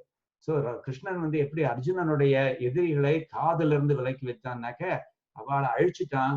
அவளை அழிச்சதுனால you don't hear about them anymore, you don't hear them anymore அப்படிங்கிற மாதிரி. அதனால அவ காதுல இருந்து அகன்று போயிடுறாள் ஒல்லியோ, அதான் ஸ்ருதேர பார்த்தான்ங்கிறது அந்த அர்த்தத்துல. ஸோ பார்த்தனுடைய எதிரிகளை அழிப்பதற்கு துணையாக இருந்தவர் அப்படிங்கிற மாதிரி ஆயிடுறது. But how does it apply to Bhagavad Ramanujar அப்படின்னாக்க பியூட்டிஃபுல் பாருங்க. அபார்த்தான்ங்கிறது வந்து now it splits as அப பிளஸ் அர்த்தான். அதாவது அபஸ்வரம்னு சொல்றோம். அபஸ்வரம்னா என்ன, ஒரு பேட் ஸ்வரம் அப்படிங்கிற மாதிரி. அதே மாதிரிதான் அது அப அர்த்தன் அப்படிங்கிறது வேதங்களை இன்டர்பிரட் பண்றச்சே தப்பு அர்த்தங்களை கொடுக்கறதுக்கு பேர் அப அர்த்தம் அப்படிங்கிற மாதிரி. See, இந்த கேஸ்ல ஸ்ருதி no longer refers to the ear, Shruti now refers to the Vedams. So வேதங்களை தப்பா இன்டர்பிரட் பண்றவாளை வந்து அவர் he criticized them அப்படிங்கிற அர்த்தத்துல ஆயிடுறது. எப்படி பார்த்தீங்களா? So கிருஷ்ணனை பத்தி பேசுறச்சே he removed Arjuna's enemies from people's ears அப்படிங்கிற மாதிரி. அதாவது he destroyed them so nobody could hear them anymore அர்த்தம். Whereas Bhagavad Ramanujara பத்தி சொல்றச்சே அதே sentence it now means he denounced wrong interpretations of Vedas அப்படிங்கிற மாதிரி. So Swami Desikan சொல்றார், I've made 3 statements. All those statements apply to Krishna and Bhagavad Ramanuja. Therefore, I'm going to conclude QED ன்னு சொல்லி போட்டுறார் அவர். Bhagavad Ramanuja equals Krishna அப்படிங்கிற மாதிரி. நனு ராமாவரஜ சயேஷ பூயக அப்படிங்கிற மாதிரி சொல்றார். ராமாவரஜங்கிறது ராமனுக்கு தம்பியான கிருஷ்ணன் அர்த்தம். ராமனுக்கு எப்படி தம்பி கிருஷ்ணன் கேட்கலாம் நீங்க. இந்த கேஸ்ல ரெஃபர்ஸ் டு பலராமனுடைய தம்பியான கிருஷ்ணன். ச ஏஷ பூயக, அவன் தான் மறுபடியும் அவதரிச்சிருக்கான் இல்லையா ராமானுஜரா அப்படிங்கிற மாதிரி கேட்கிறாரு. ஒண்ணுமே தெரியாத மாதிரி. எவ்வளவு அழகா சொல்றாரு பத்தியாளா. ஸோ அது பேசிக்கலி இஸ் சேயிங் தட் எம்பெருமானார் வந்து அவர் எவ்வளவு வசதி தெரியுமா. எப்படி நம்ம எம்பெருமான் எவ்வளவு வசதியோ அந்த அளவுக்கு எம்பெருமானாரும் வசத்தின்னு ரொம்ப ப்ரௌடா சொல்றார். அதை வந்து தன்னுடைய கவி நயத்துல வந்து ஒரு ஸ்லேடையை யூஸ் பண்ணி ரொம்ப அழகா சொல்றாரு. ரொம்ப ரொம்ப ரொம்ப அழகா பண்ணியிருக்காரு அவர். சரியா, திரும்ப பண்றேன். ஷமிதோதய சங்கராதி கர்வக ஸ்வபலாதுத்ருத யாதவ பிரகாஷக அவரோபிதவான் ஸ்ருதேர பார்த்தான் நனு ராமாவரஜ சயேஷ பூயக அப்படின்னு சொல்றாரு. ரொம்ப அழகா. சரியா, okay. So that was another example from yatirAja saptati. அடுத்து வந்து அவருடைய தயை பத்தி, அவருடைய இன்ஃபினிட் மெர்சி பத்தி பார்க்க போறோம் நம்ம. ஸோ இதுல வந்து ஓகே, ஸோ முதல்ல வந்து இவர் வந்து ஆச்சாரியர் இல்லையா? ஆச்சாரியர்கள் வந்து நமக்கு பண்ற கைங்கரியம், நமக்கு பண்ற உபகாரம் இருக்கே, அதை நம்மளால மறக்கவே முடியாது. இப்போ வந்து நம்ம வந்து ஒருத்தருக்கு வந்து ஒரு கிஃப்ட் பெருசா, இவர் எனக்கு ஒரு பெரிய கிஃப்ட் கொடுத்தார் சார் அப்படிங்கிறோம். என்ன கொடுத்தாரு உனக்கு அப்படின்னு கேட்டாங்க. சப்போஸ் அவர் நமக்கு பெரிய கார் ஒன்று கொடுத்தாருனாக்கா we consider that as a great gift. ஒரு வீடு கொடுத்தாருனாக்கா பெரிய கிரேட் கிஃப்ட் அப்படிங்கிற மாதிரி. பட் அதெல்லாம் அது really great gifts. they help us in this world. இந்த prakritic worldல they help us. பட் ஆனாக்கா சம்பிராப்தே சந்நிஹிதே காலே நகி நகி ரக்ஷதி டுக்ரின் கரணேன்னு பகவத் ஆதிசங்கர பகவத் பாதா சொன்னாலே, அது மாதிரி even a teacher who gives the secular knowledge, what they teach us is not going to help us outside of this world. அந்த விதத்துல நம்மளுடைய ஆச்சாரியர்கள் கொடுக்கிற ஞானம் இருக்கே, அது வந்து that is the best gift of all. ஏன்னா அவா கொடுக்கிற ஞானம் வந்து it's not just for our சரீரம், it is for our ஆத்மா. இந்த ஜென்மம் முடிஞ்ச உடனே ஏதத் தேகாவசானே நம்ம வந்து மோட்சம் போய் சேர்றதுக்காக வேண்டி அதை ஹெல்ப் பண்ணோம். அதை விட வசந்த கிஃப்ட் என்ன இருக்க முடியும் அப்படிங்கிற மாதிரி. ஸோ முதல்ல வந்து ஜெனரிக்கா வந்து let me quickly show you a பாசுரம் from amrutAsvAdini. அது சுவாமி தேசிகனுடைய பிரபந்தம். அதுல வந்து ஆச்சாரியர்கள் இன் ஜெனரல் வந்து அவ எவ்வளவு நமக்கு ஹெல்ப் பண்றாங்கிறத வந்து ரொம்ப அழகா சொல்றாரு அவர். சுவாமி தேசிகன் சொல்றாரு, ஆச்சாரியர்கள் நமக்கு என்ன பண்றாங்கிறத பார்க்கலாம், அவ என்ன செல்ஃபிஷ் ரீசன்ஸ்க்காண்டி அதை பண்றாங்கிறத பார்க்கலாம் அப்படிங்கிற மாதிரி சொல்லி அவர் ஆரம்பிக்கிறாரு. So he's going to give you 3 selfish reasons for which the acharyas may be giving us ஞானம். ஒண்ணு வந்து என்ன, பறக்கும் புகழ் வரும், உலகத்திலெல்லாம் பறந்து விரிகிற ஃபேம் நமக்கு கிடைக்கும் அப்படின்னு சொல்லி மேபி அவ பண்றாளோ அப்படிங்கிற மாதிரி ஒரு ஹைப்போதெட்டிக்கலா ஸ்பெகுலேட் பண்றாரு அவர். மேபி அந்த ரீசன்காண்டி பண்றாளா, அல்லது பைன் பொருள் வாய்த்திடும், அல்லது அவளுக்கு பைசா பண்ணலாம், மேபி அந்த ரீசன்காண்டி அவ நமக்கு ஞானம் கொடுக்குறாளோ அப்படிங்கிற மாதிரி சொல்லலாம். அல்லது அறம் உள்ளது, அல்லது இப்படி பண்ணாக்க இல்ல தர்மம் இருக்கு, இந்த தர்மத்தினால் நமக்கு மோட்சம் கிடைக்குமோ அப்படிங்கிற மாதிரி ஒரு 3 டிஃப்ரெண்ட் ரீசன்ஸ் சொல்றாரு. All of them are selfish reasons. அதாவது பக்தர்களாய் இறக்கின்றவர்க்கு இவை ஈந்தால், நம்ம கிட்ட பக்தர்களா வராளே அடியார்கள், அவளுக்கு இந்த மாதிரி ஞானத்தை கொடுத்தாக்க நமக்கு வந்து ஒருவேளை இந்த 3 பெனிஃபிட்ஸ் கிடைக்குமே அப்படிங்கிற மாதிரி ஆச்சாரியார்கள் நினைச்சுப்பாளா அப்படின்னு கேட்டாக்க இல்ல தட்ஸ் நாட் ட்ரூ அப்படின்னு சொல்லி இங்க சொல்லி முடிக்கிறார். என்று இயம்பார் அப்படின்னு அவ நினைக்க மாட்டா. பின்ன எதுக்காண்டி சுவாமி அவ நமக்கு ஞானம் அவ்வளவு ஈஸியா கொடுக்குறா அப்படின்னு கேட்டாக்க அவர் சொல்றார், ஒரு பியூட்டிஃபுல் அனாலஜி கொடுக்கிறார். You are asking me what motivates the acharyas to give such a great gift to us, to the sishyas like us அப்படின்னாக்க சுவாமி தேசிகன் சொல்றார், it's the same thing that motivates the mother cow to take care of her young one, to take care of her calf அப்படிங்கிறது ரொம்ப அழகா சொல்றாரு. கறக்கும் கருத்துடை தேசிகர்னாக்க ஆச்சாரியர், கன்று என நம்மை எண்ணி நம்மளெல்லாம் கண்ணுக்குட்டிகள்னு நினைச்சுண்டு சுரக்கும் சுரவிகள் போல், சுரவிகள்னாக்க அந்த காமதேனுக்கள் மாதிரி, சுரக்கும் சுரவிகள் போல் சொரிகின்றனர் சொல்லமுதே. இந்த இடத்துல கடைசி லைன் பார்த்தேடா, நான் சில சமயங்கள்ல வந்து இந்த பிரபந்தங்கள் எல்லாம் அனுபவிக்கிறச்சே அதனோட அர்த்தங்களை நம்ம அனுபவிக்கலாம். But on top of that சில சமயங்கள்ல நம்மையும் மீறிண்டு நம்மளோட attention is drawn to the lyrical beauty. இதுல பாருங்க, மோனைங்கிறது தமிழ்ல எதுகைன்னு ஒண்ணு சொல்லுவா, மோனைன்னு ஒண்ணு சொல்லுவா. இதுல மோனை எவ்வளவு அழகா வருது பாருங்க. எதுகைங்கிறது என்னன்னாக்கா டிஃப்ரெண்ட் லைன்ஸ்ல வந்து இந்த செகண்ட் லெட்டர் சேமா இருக்கிறது. இப்போ பறக்கும், இறக்க, சுரக்கும், சுரக்கும், அந்த மாதிரி கறக்கும் சுரக்கும், இந்த ரன்னு வருது பாருங்க, அது பேரு எதுகைன்னு பேரு. மோனைங்கிறது என்னன்னாக்கா வித்தின் அ லைன் இந்த வார்த்தைகள் வந்து சில டிஃப்ரெண்ட் வார்த்தைகள் begin with the same sound. சுரக்கும் சுரவிகள் சொரிகின்றனர் சொல்லமுதேன்னு, அது மோனை. அது மோனையை எவ்வளவு அழகா ஹேண்டில் பண்ணியிருக்காரு பாருங்க. சரியா, அதான் சொல்ல, சுரக்கும் சுரவிகள் போல் சொரிகின்றனர் சொல்லமுதே அப்படிங்கிறார் அமுதாஸ்வாதினில சுவாமி தேசிகன். அவருடைய நாக்குல ஹயக்ரீவர் ரொம்ப நடனம் ஆடுறார். அவர் வார்த்தைகள் துள்ளி குதிக்கிறது. அப்படி என்ன சொல்றாருனாக்கா, சுரக்கும் சுரவிகள் போல், இந்த மாதிரி காமதேனுக்கள் மாதிரி, இந்த தாய் பசுக்கள் மாதிரி அவ எப்படி அது பால் சொரியுறதோ அது மாதிரி இவ வந்து ஞானத்தை சொரிஞ்சுட்டு நமக்கு கொடுக்குறா. there's no ulterior motive behind this at all. ஒரு தாய் பசு வந்து தன்னுடைய கண்ணுக்கு பால் கொடுக்கறதுக்கு வந்து எக்ஸ்கியூஸே வேண்டாம். she is not thinking, நம்ம பால் கொடுத்தாக்க நம்மளை பெருசா ஆனதுக்கு அப்புறம் உட்காந்து வச்சு சாப்பாடு ஓடும் இந்த கண்ணுக்குட்டி அப்படிங்கலாம் நினைக்கிறது இல்லை. அது பாட்டு பால் கொடுக்கறது, ஏன்னா அதான் அதனுடைய தர்மம். அது அந்த மாதிரிதான் அந்த இவாளும் ஆச்சாரியர்களும் அப்படிங்கிற மாதிரி ரொம்ப ரொம்ப அழகா சொல்றாரு அவர். பட் அந்த ஆச்சாரியர்கள் கொடுக்கிற ஞானம் இருக்கே, அந்த ஞானம் வந்தாதான் நம்ம வந்து பிறந்த மாதிரி அர்த்தம் அப்படிங்கிற மாதிரி நிறைய ஆழ்வார்கள் சொல்லியிருக்கார்.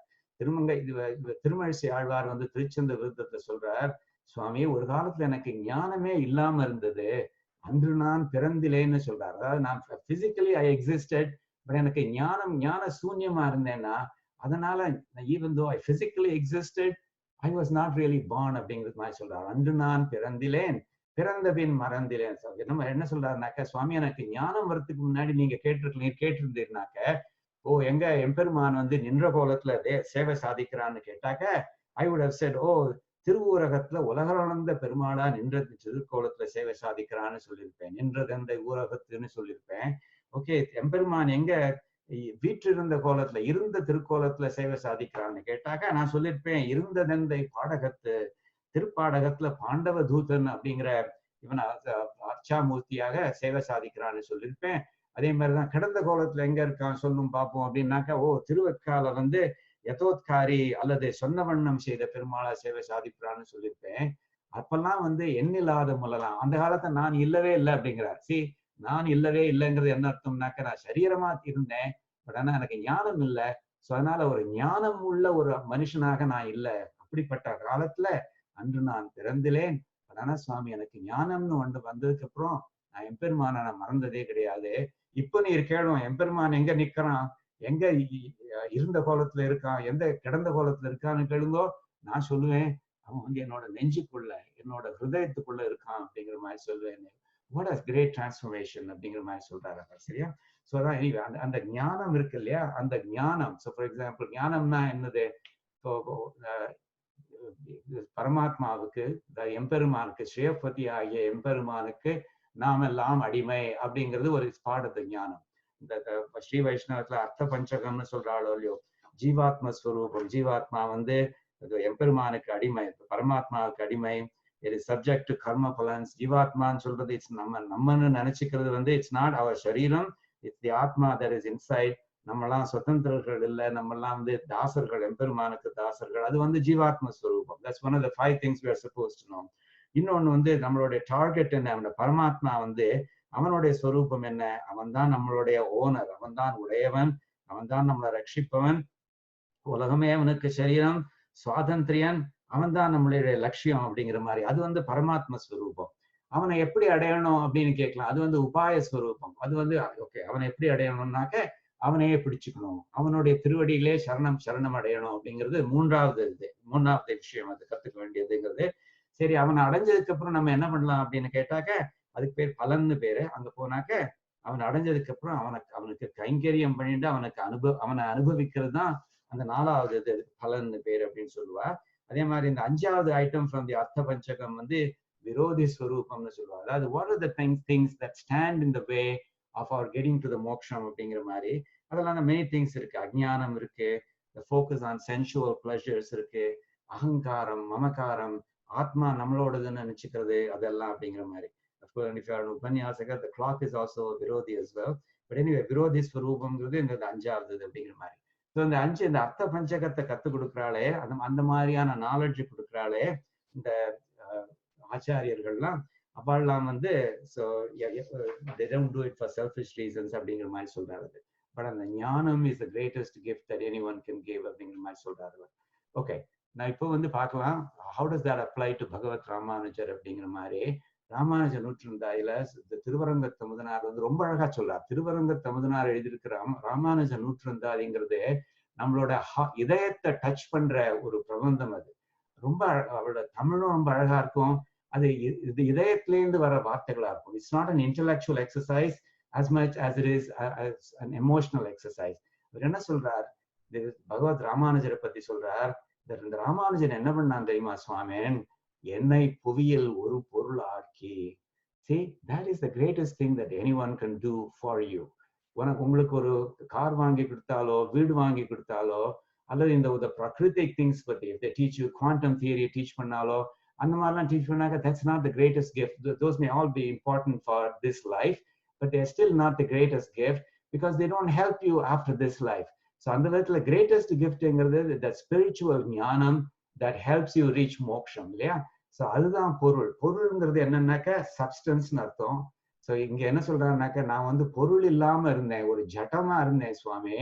ஒரு காலத்துல இந்த எம்பெருமானார் என்ன பண்ணார் தெரியுமா? அவர் தான் என்ன ஒரு பொருளாக்கினார். அவர் தான் எனக்கு ஞானத்தை கொடுத்தார். அவருடைய ஸ்ரீ சுக்திகள் தான் எனக்கு ஞானம் கொடுத்தது. அதாவது ஸ்ரீ பாஷ்யம், கீதா பாஷ்யம், வேதார்த்த சங்கிரகம், அது மாதிரி பிளஸ் இந்த அவருடைய கத்தியங்கள் இருக்கு, சரணாகதி கத்தியம், ஸ்ரீரங்க கத்தியம், ஸ்ரீ வைகுண்ட கத்தியம், அதெல்லாம் தான் எனக்கு ஞானத்தை கொடுத்தது சுவாமி அப்படிங்கிற மாதிரி சொல்லி அழகா சொல்றார். அவர் தான் என்ன ஒரு பொருள் ஆக்கினார். I was a nobody, he turned me into somebody. After all, நமக்கும் அனிமல்ஸுக்கும் என்ன வித்தியாசம்? அனிமல்ஸுக்கு ஞானம்ங்கிறது கிடையாது. நமக்கு வந்து we are capable of acquiring ஞானம். நம்ம வந்து if you are capable of acquiring ஞானம் and if you still don't acquire ஞானம், then அது வந்து you are no different from an animal which is incapable of acquiring ஞானம். ஒரு ஸ்டேட்மெண்ட் ஒன்று சொல்லுவா, அதாவது those who don't read are no different from people who cannot read அப்படிங்கிற மாதிரி சொல்லுவா. ஏன்னாக்க நீங்க இப்போ புக்கு எல்லாம் படிக்கிறதே இல்லைன்னாக்க how does it matter that you know how to read? தெரிஞ்ச வித்தையை யூஸ் பண்ணலைன்னாக்க அது என்ன பிரயோஜனம் அப்படிங்கிற மாதிரி. ஸோ அந்த விதத்துல ஞானத்தை நம்ம வளர்த்துக்கிறதுக்கு சக்தி இருக்கு இந்த பிறவியில. அரிது அரிது மானிடராய் பிறத்தல் அரிதுன்னு சொன்னாலும் ஔவையார், அந்த மாதிரி மனுஷாலா பிறந்திருக்கோம் நம்ம. we have the ability to acquire knowledge. knowledgeன்னு சொல்றது வந்து not just about this prakriti world மாத்திரம் இல்லை, spiritual world. சொல்ல அர்த்த பஞ்சகம் அந்த மாதிரியான விஷயங்கள். ஸோ அதுல வந்து அந்த ஞானத்தை அடையறதுக்கு நம்ம ட்ரை பண்ணணும். This is not necessarily as a substitute for all this prakriti things. அதையும் கத்துக்கோங்க, ஏன்னா இந்த லைஃபுக்கு அதுவும் வேண்டியிருக்கும். பட் பியாண்ட் தட், அடுத்தது பியாண்ட் திஸ் எக்ஸிஸ்டன்ஸ் என்ன வேணுங்கிறதோ அதையும் இப்போ கத்துக்கோங்க அப்படிங்கிற மாதிரி. ஸோ அதை வந்து என்ன புவியியல் ஒரு பொருளாக்கி இந்த உலகத்துல என்ன வந்து you made me something that is useful அப்படிங்கிற மாதிரி. ஸோ யூஸ்ஃபுல் ஃபார் தி ஆத்மா அப்படிங்கிற மாதிரி என்ன இப்போ புவியியல் ஒரு பொருளாக்கி மருள் சுரந்த முன்னை பழவினை வேறறுத்து. முந்தைய இருந்த கர்மாக்கள்லாம் இருந்ததே, அதுகள் வந்து எனக்கு அந்த அஜ்ஞானத்தை கொடுத்துட்டு இருந்ததுகள். அந்த அஜ்ஞானத்தை அவன் வேரோட அறுத்தான் அந்த எம்பெருமானார் பகவத் ராமானுஜர் அவருடைய ஸ்ரீ சுக்திகள் மூலமாக. அந்த மாதிரி அதனால ஊழி முதல்வனையே பண்ண பணித்த ராமானுஜன். ராமானுஜன் என்ன பண்ணா தெரியுமா? ஊழி முதல்வன், இந்த காலச்சக்கரத்தை சுழல வைக்கிறான் இந்த எம்பெருமான், அவனையே வந்து ஆசிரியக்க வச்சார் இந்த ராமானுஜன். அவனுடைய பரன் பாதமும் என் சென்னி தெரிக்க வைத்தான். அவனுடைய திருவடி, எம்பெருமானாருடைய திருவடியை வந்து என்னுடைய திருமுடி மேல வச்சான், தரிக்க. அது திருமுடி மேல நான் அணியிற மாதிரி வச்சான். அது இவ்வளவு அவன் பண்ணிருக்கானே சுவாமி, எனக்கு என்ன குறைச்சல் இருக்க முடியும்? என்ன எனக்கு ஏதும் சிதைவில்லையே அப்படிங்கிற மாதிரி. இதுல ரொம்ப இம்பார்ட்டன்ட் என்னன்னாக்க, I don't care about material wealth, I may not be rich. ஏன்னா ஆனா இவன் என்ன அனுகிரகிச்சுட்டான் சுவாமி. எனக்கு ஹெல்த்தும் நன்னா இருக்கு, நன்னா இருக்கோ இல்லையோ அது வேற விஷயம்.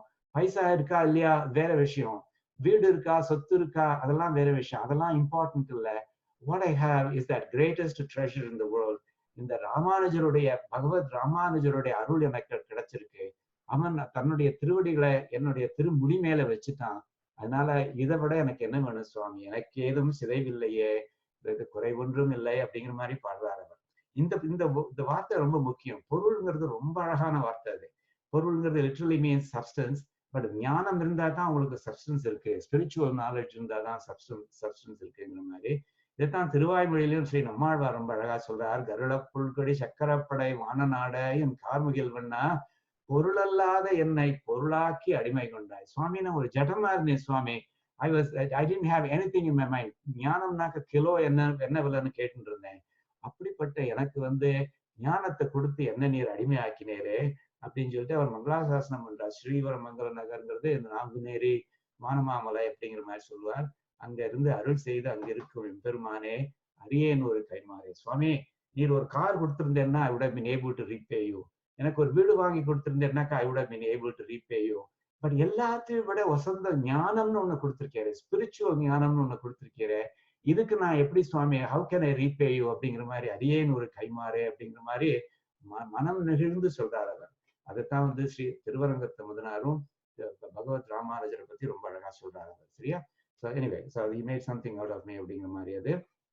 ஓகே, இது பகவத் ராமானுஜர் ஞானம் கொடுத்தாருங்கிறது மாத்திரம் இல்ல, the way he did it வந்து அதை ராமானுஜர் நூற்றந்தாதில இன்னும் கூட 2 பாசுரங்கள்ல சொல்றாரு அவர் திருவரங்கத்து முதனார். ஒண்ணு என்னன்னாக்க, ராமானுஜர் வந்து பகவத் Ramanujar he didn't sit in an ivory tower and said, okay, I will sit here, let people come to me if they care about acquiring ஞானம் அப்படிங்கிற மாதிரி சொல்லலையா அவர்.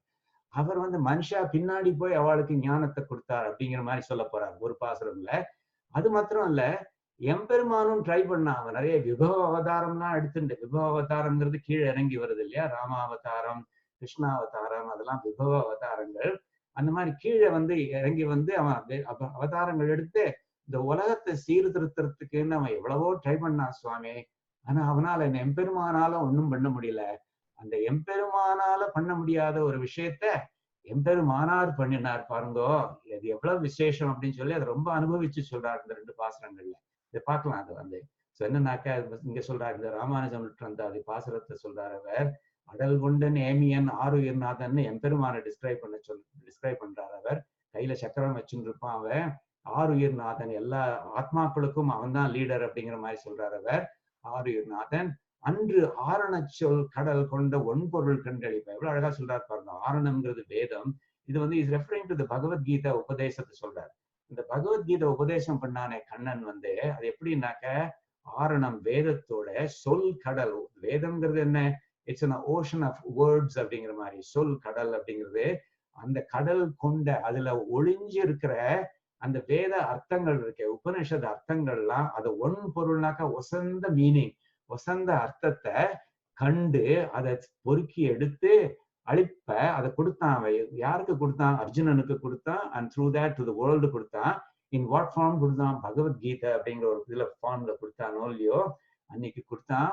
அதை கொடுத்ததுனால அவன் நினைச்சான், சரி நான் உலகத்தையே நான் ரிஃபார்ம் பண்ணிட்டேன், அவன் இனிமே அவ்வளவுதான் உலக மனுஷாலாம் நல்லவாழ ஆயிடுவான்னு நினைச்சிருந்தான் போல இருக்கு. ஆனா என்னாச்சு, பின்னும் அதுக்கப்புறமும் கூட காசினி ஒரு உலகத்துல உள்ளவாள்லாம் இடரின் கண் வீழ்ந்திட, சம்சார தாபத்தில் தொடர்ந்து கஷ்டப்பட்டு இருந்தா. ஏன்னா அவ பகவத்கீதையை ஃபாலோ பண்ணல அப்படிங்கிற மாதிரி அர்த்தம். அதை பார்த்தான் நான் அதை பார்த்தான் என்னுடைய ராமானுஜன். அவன் என்ன பண்ணான் தெரியுமா? தானும் அவ்வொன் பொருள் கொண்டு, தானும் அதை சேம் வசந்த பொருளை எடுத்துண்டு, அந்த வசந்த அர்த்தத்தை எடுத்துண்டு அவர் பின் படரும் குணன். அவன் சும்மா உட்காந்துக்கல, ஐவரி டவர்ல உட்கார்ந்துட்டு மத்த வந்து வாங்கிக்கிட்டுன்னு உட்காந்துக்கல. அவர் பின் படரும் குணன். அவன் சாதாரண மனுஷா பின்னாடி போய், இது பாரும் எவ்வளவு வசந்த இது விஷயம். அது இதை நீங்க இந்த ஞானத்தை நீங்க அக்வயர் பண்ணி மோட்சத்தை அடையலாம் அப்படிங்கிற மாதிரி சொல்லி அவர் பின் படரும் Gunan. He took the initiative. He just didn't sit there in one place. அவர் பின் படரும் குணன் எம் ராமானுசன் பண்படிதுவே. இதுதான் அவனோட குணம் பாருங்கோ அப்படிங்கிற மாதிரி சொல்றான். இது எவ்வளவு அழகு பத்தியாடா. ஸோ அந்த விதத்துல பகவத் ராமானுஜரோட தயா வந்து not as a passive giver of knowledge அப்படின்னு ஞானம் இல்ல, he was an active proactive giver of knowledge அப்படிங்கிற மாதிரி. நான் இந்த பகவத்கீதை பத்தி, உபன்யாசத்தை பத்தி, உபதேசத்தை பத்தி திருமங்கை ஆழ்வார் ஒரு இடத்துல ரொம்ப அழகா சொல்றாரு. அதாவது பகவத்கீதையை பார்த்தேன்னாக்க, பகவத்கீதையில வந்து in fact let me go through Thirumangai Alvar என்ன சொல்றாரு, வேறே கூறுவது உண்டு பெரிய திருமையில சொல்றாரு. சுவாமி எனக்கு இன்னொரு விஷயம் ஒண்ணு சொல்லணும், ஆனா எனக்கு ஒண்ணு என்னன்னாக்க, அடியேன் விருத்துரைக்கும் ஆரே நீ பணியாது அடைய. அது என்னன்னாக்க, சுவாமி எனக்கு அவ என்ன கேட்கிறாருனாக்க, என்ன உன்னை நான் ரட்சித்தேன் அப்படின்னு சுருக்கமா ஒரு வார்த்தை சொல்லு, எனக்கு அது வேணும் அப்படிங்கிற மாதிரி திருமங்கை ஆழ்வார் சொல்ல போறாரு இந்த பாசுரத்துல. பட் அவருக்கு என்ன பயம்னாக்க, சரி சுவாமி நீ எதை சொல்லு அப்படின்னு சொல்றச்சு, இவர் வந்து பகவத்கீதை மாதிரி வளன்னு பேச ஆரம்பிச்சுடுவாரோன்னு பயம். ஸோ இது வந்து வியாக்கியானத்துல இந்த பாசுரத்தை இன்டர்பிரட் பண்றச்சு வியாக்கியான கர்த்தாஸ் எல்லாம் என்ன சொல்றாருனாக்க, சுவாமி பகவத்கீதையில வந்து ரொம்ப வளன்னு பேசிட்டேர், அந்த அர்ஜுனனை எக்கச்சக்கமா கன்ஃபியூஸ் பண்ணி விட்டேர். முதல்ல ஏதோ கர்ம யோகம் அப்படின்னேர், அப்புறம் வந்து ஞான யோகம் அப்படின்னேர், அப்புறம் பக்தி யோகம் அப்படின்னேர். இந்த அர்ஜுனனுக்கு ஒண்ணுமே புரியல, அவன் கேள்வி மேல கேள்வியா கேட்டுட்டே இருந்தான். அண்ட் கடைசியில கிட்டத்தட்ட பகவத்கீதை முடிகிற சமயத்துல ரொம்ப முக்கியமான விஷயத்துல ஒரு ஃபுட் நோட் மாதிரி சொல்லிட்டே 18வது சாப்டர்ல 66வது 66th ஸ்லோகமா நீ சொன்னீர், சர்வதர்மான் பரித்யஜ்ய மாமேகம் சரணம் ரஜ அகம் துவா சர்வ பாபேபியோ மோக்ஷயிஷ்யாமி மா சுச்சக. எல்லாத்தையும் விட்டுட்டு என்ன நீ சரணடைஞ்சிரோ, உன்னுடைய பாவங்கள் எல்லாம் போக்க வச்சுட்டு உனக்கு மோட்சம் கிடைக்கிறதுக்கு நான் இது பண்றேன், அருள் புரியுறேன், அதுக்கு அதை பத்தி சந்தேகமே வேண்டாம், கவலையே வேண்டாம் அப்படிங்கிற மாதிரி. எனக்கு அந்த மாதிரி வந்து வளன்னு சொல்லாம அதான் சொல்றாரு, அடியேன் விரித்து உரைக்குமாறே நீ பணியாது. நீர் விரிச்சு உரைச்சு எலாபரேட்டா சொல்லி எனக்கு ஒண்ணுமே புரியாம நான் கஷ்டப்படும் அந்த மாதிரி சொல்லாம சுருக்கமா சொல்லிடும் சுவாமி, நான் உன்னை ரட்சித்தேன் ஆழ்வாரே அப்படிங்கிற மாதிரி சொல்றாரு. எதுக்கு சொல்றேன்னாக்க, பகவத்கீதையில எம்பெருமான் சொன்னது வந்து காசினியார் ஒருத்தரும் கேட்கல அப்படின்னாக்க, அது வந்து இன்டிரெக்டா சொல்றாரு, அது ரொம்ப வளவளன்னு இருந்தது, அதனால வந்து மனுஷாளுக்கு கிரகிச்சிக்க முடியல. ஆனா என்னுடைய ராமானுஜன் வந்து கீதா பாஷ்யம் எழுதினா, அதனால அது ஜனங்களுக்கு இன்னும் கொஞ்சம் பெட்டரா புரிஞ்சு போயிட்டு, அது மாத்திரம் இல்ல சரணாகதி கத்தியத்துல வந்து அவன் பிரபத்தியோட மகிமையை சொல்லியிருக்கான். அதனால பிரபத்தி பண்ணி மோட்சம் பண்றது எவ்வளவு ஈஸிங்கிறது ஜனங்களுக்கு தெரிஞ்சிருக்கு. அதனால எம்பெருமான் கிருஷ்ணன் சாதிக்க முடியாத ஒரு விஷயத்த எம்பெருமானார் சாதிச்சுட்டார் அப்படிங்கறத இதுல சொல்றாரு. அதே இதை வந்து இன்னொரு விதமா சொல்றார் ராமானுஜன் நூற்றந்தாதில, மண்மிசை யோனிகள் தோறும் பிறந்து எம்பெருமான் வந்து உலகத்துல யோனிகள் தோறும் பிறந்த, யோனிகள்னாக்க கர்ப்பப்பைன்னு வச்சுக்கோங்க, தேவகியோட வயத்துல பிறந்தான், கௌசல்யாவோட வயத்துல பிறந்தான், இந்த மாதிரி விபவ அவதாரங்கள் நிறைய எடுத்து எங்கள் மாதவனே என்னுடைய எம்பெருமானே வந்து கண்ணுற நிற்கலாம், மனுஷாளுக்கு முன்னாடி கண்ணுக்கு முன்னாடி நின்னாலும் உலகத்துல உள்ள ஜனங்கள் அவனை கண்டுக்கவே இல்லையா, பார்க்கவே இல்லையா அப்படின்னா அர்த்தம். they didn't pay any attention to his teachings அர்த்தம். உலகோர்கள் எல்லாம் உலகத்தில் உள்ள மனுஷால் எல்லாம் ஆனாக்க அண்ணல் ராமானுஜன் வந்து தோன்றிய அப்பொழுதே என்னுடைய சுவாமியானந்த ராமானுஜன் வந்து உதிச்சான் பாருங்க. அப்போ என்ன பண்ணான்னாக்க the people who did not pay any attention to எம்பெருமான், அவ வந்து இந்த ராமானுஜனை பார்த்த உடனே நன்னரு ஞானம் தலை கொண்டு நாரணருக்கு ஆயினவே, அவள் உடனே ஞானத்தை அக்வயர் பண்ணிட்டா, அவ உடனே நாராயணனுக்கு ஸ்ரீமன் நாராயணனுக்கு அடிமையா ஆயிட்டா அப்படிங்கிற மாதிரி ரொம்ப அழகா சொல்றாரு. Again he is emphasizing the point that எம்பெருமானார் பண்ண முடியாத ஒரு காரியத்தை எம்பெருமானார் பண்ணினார் அப்படிங்கிற மாதிரி.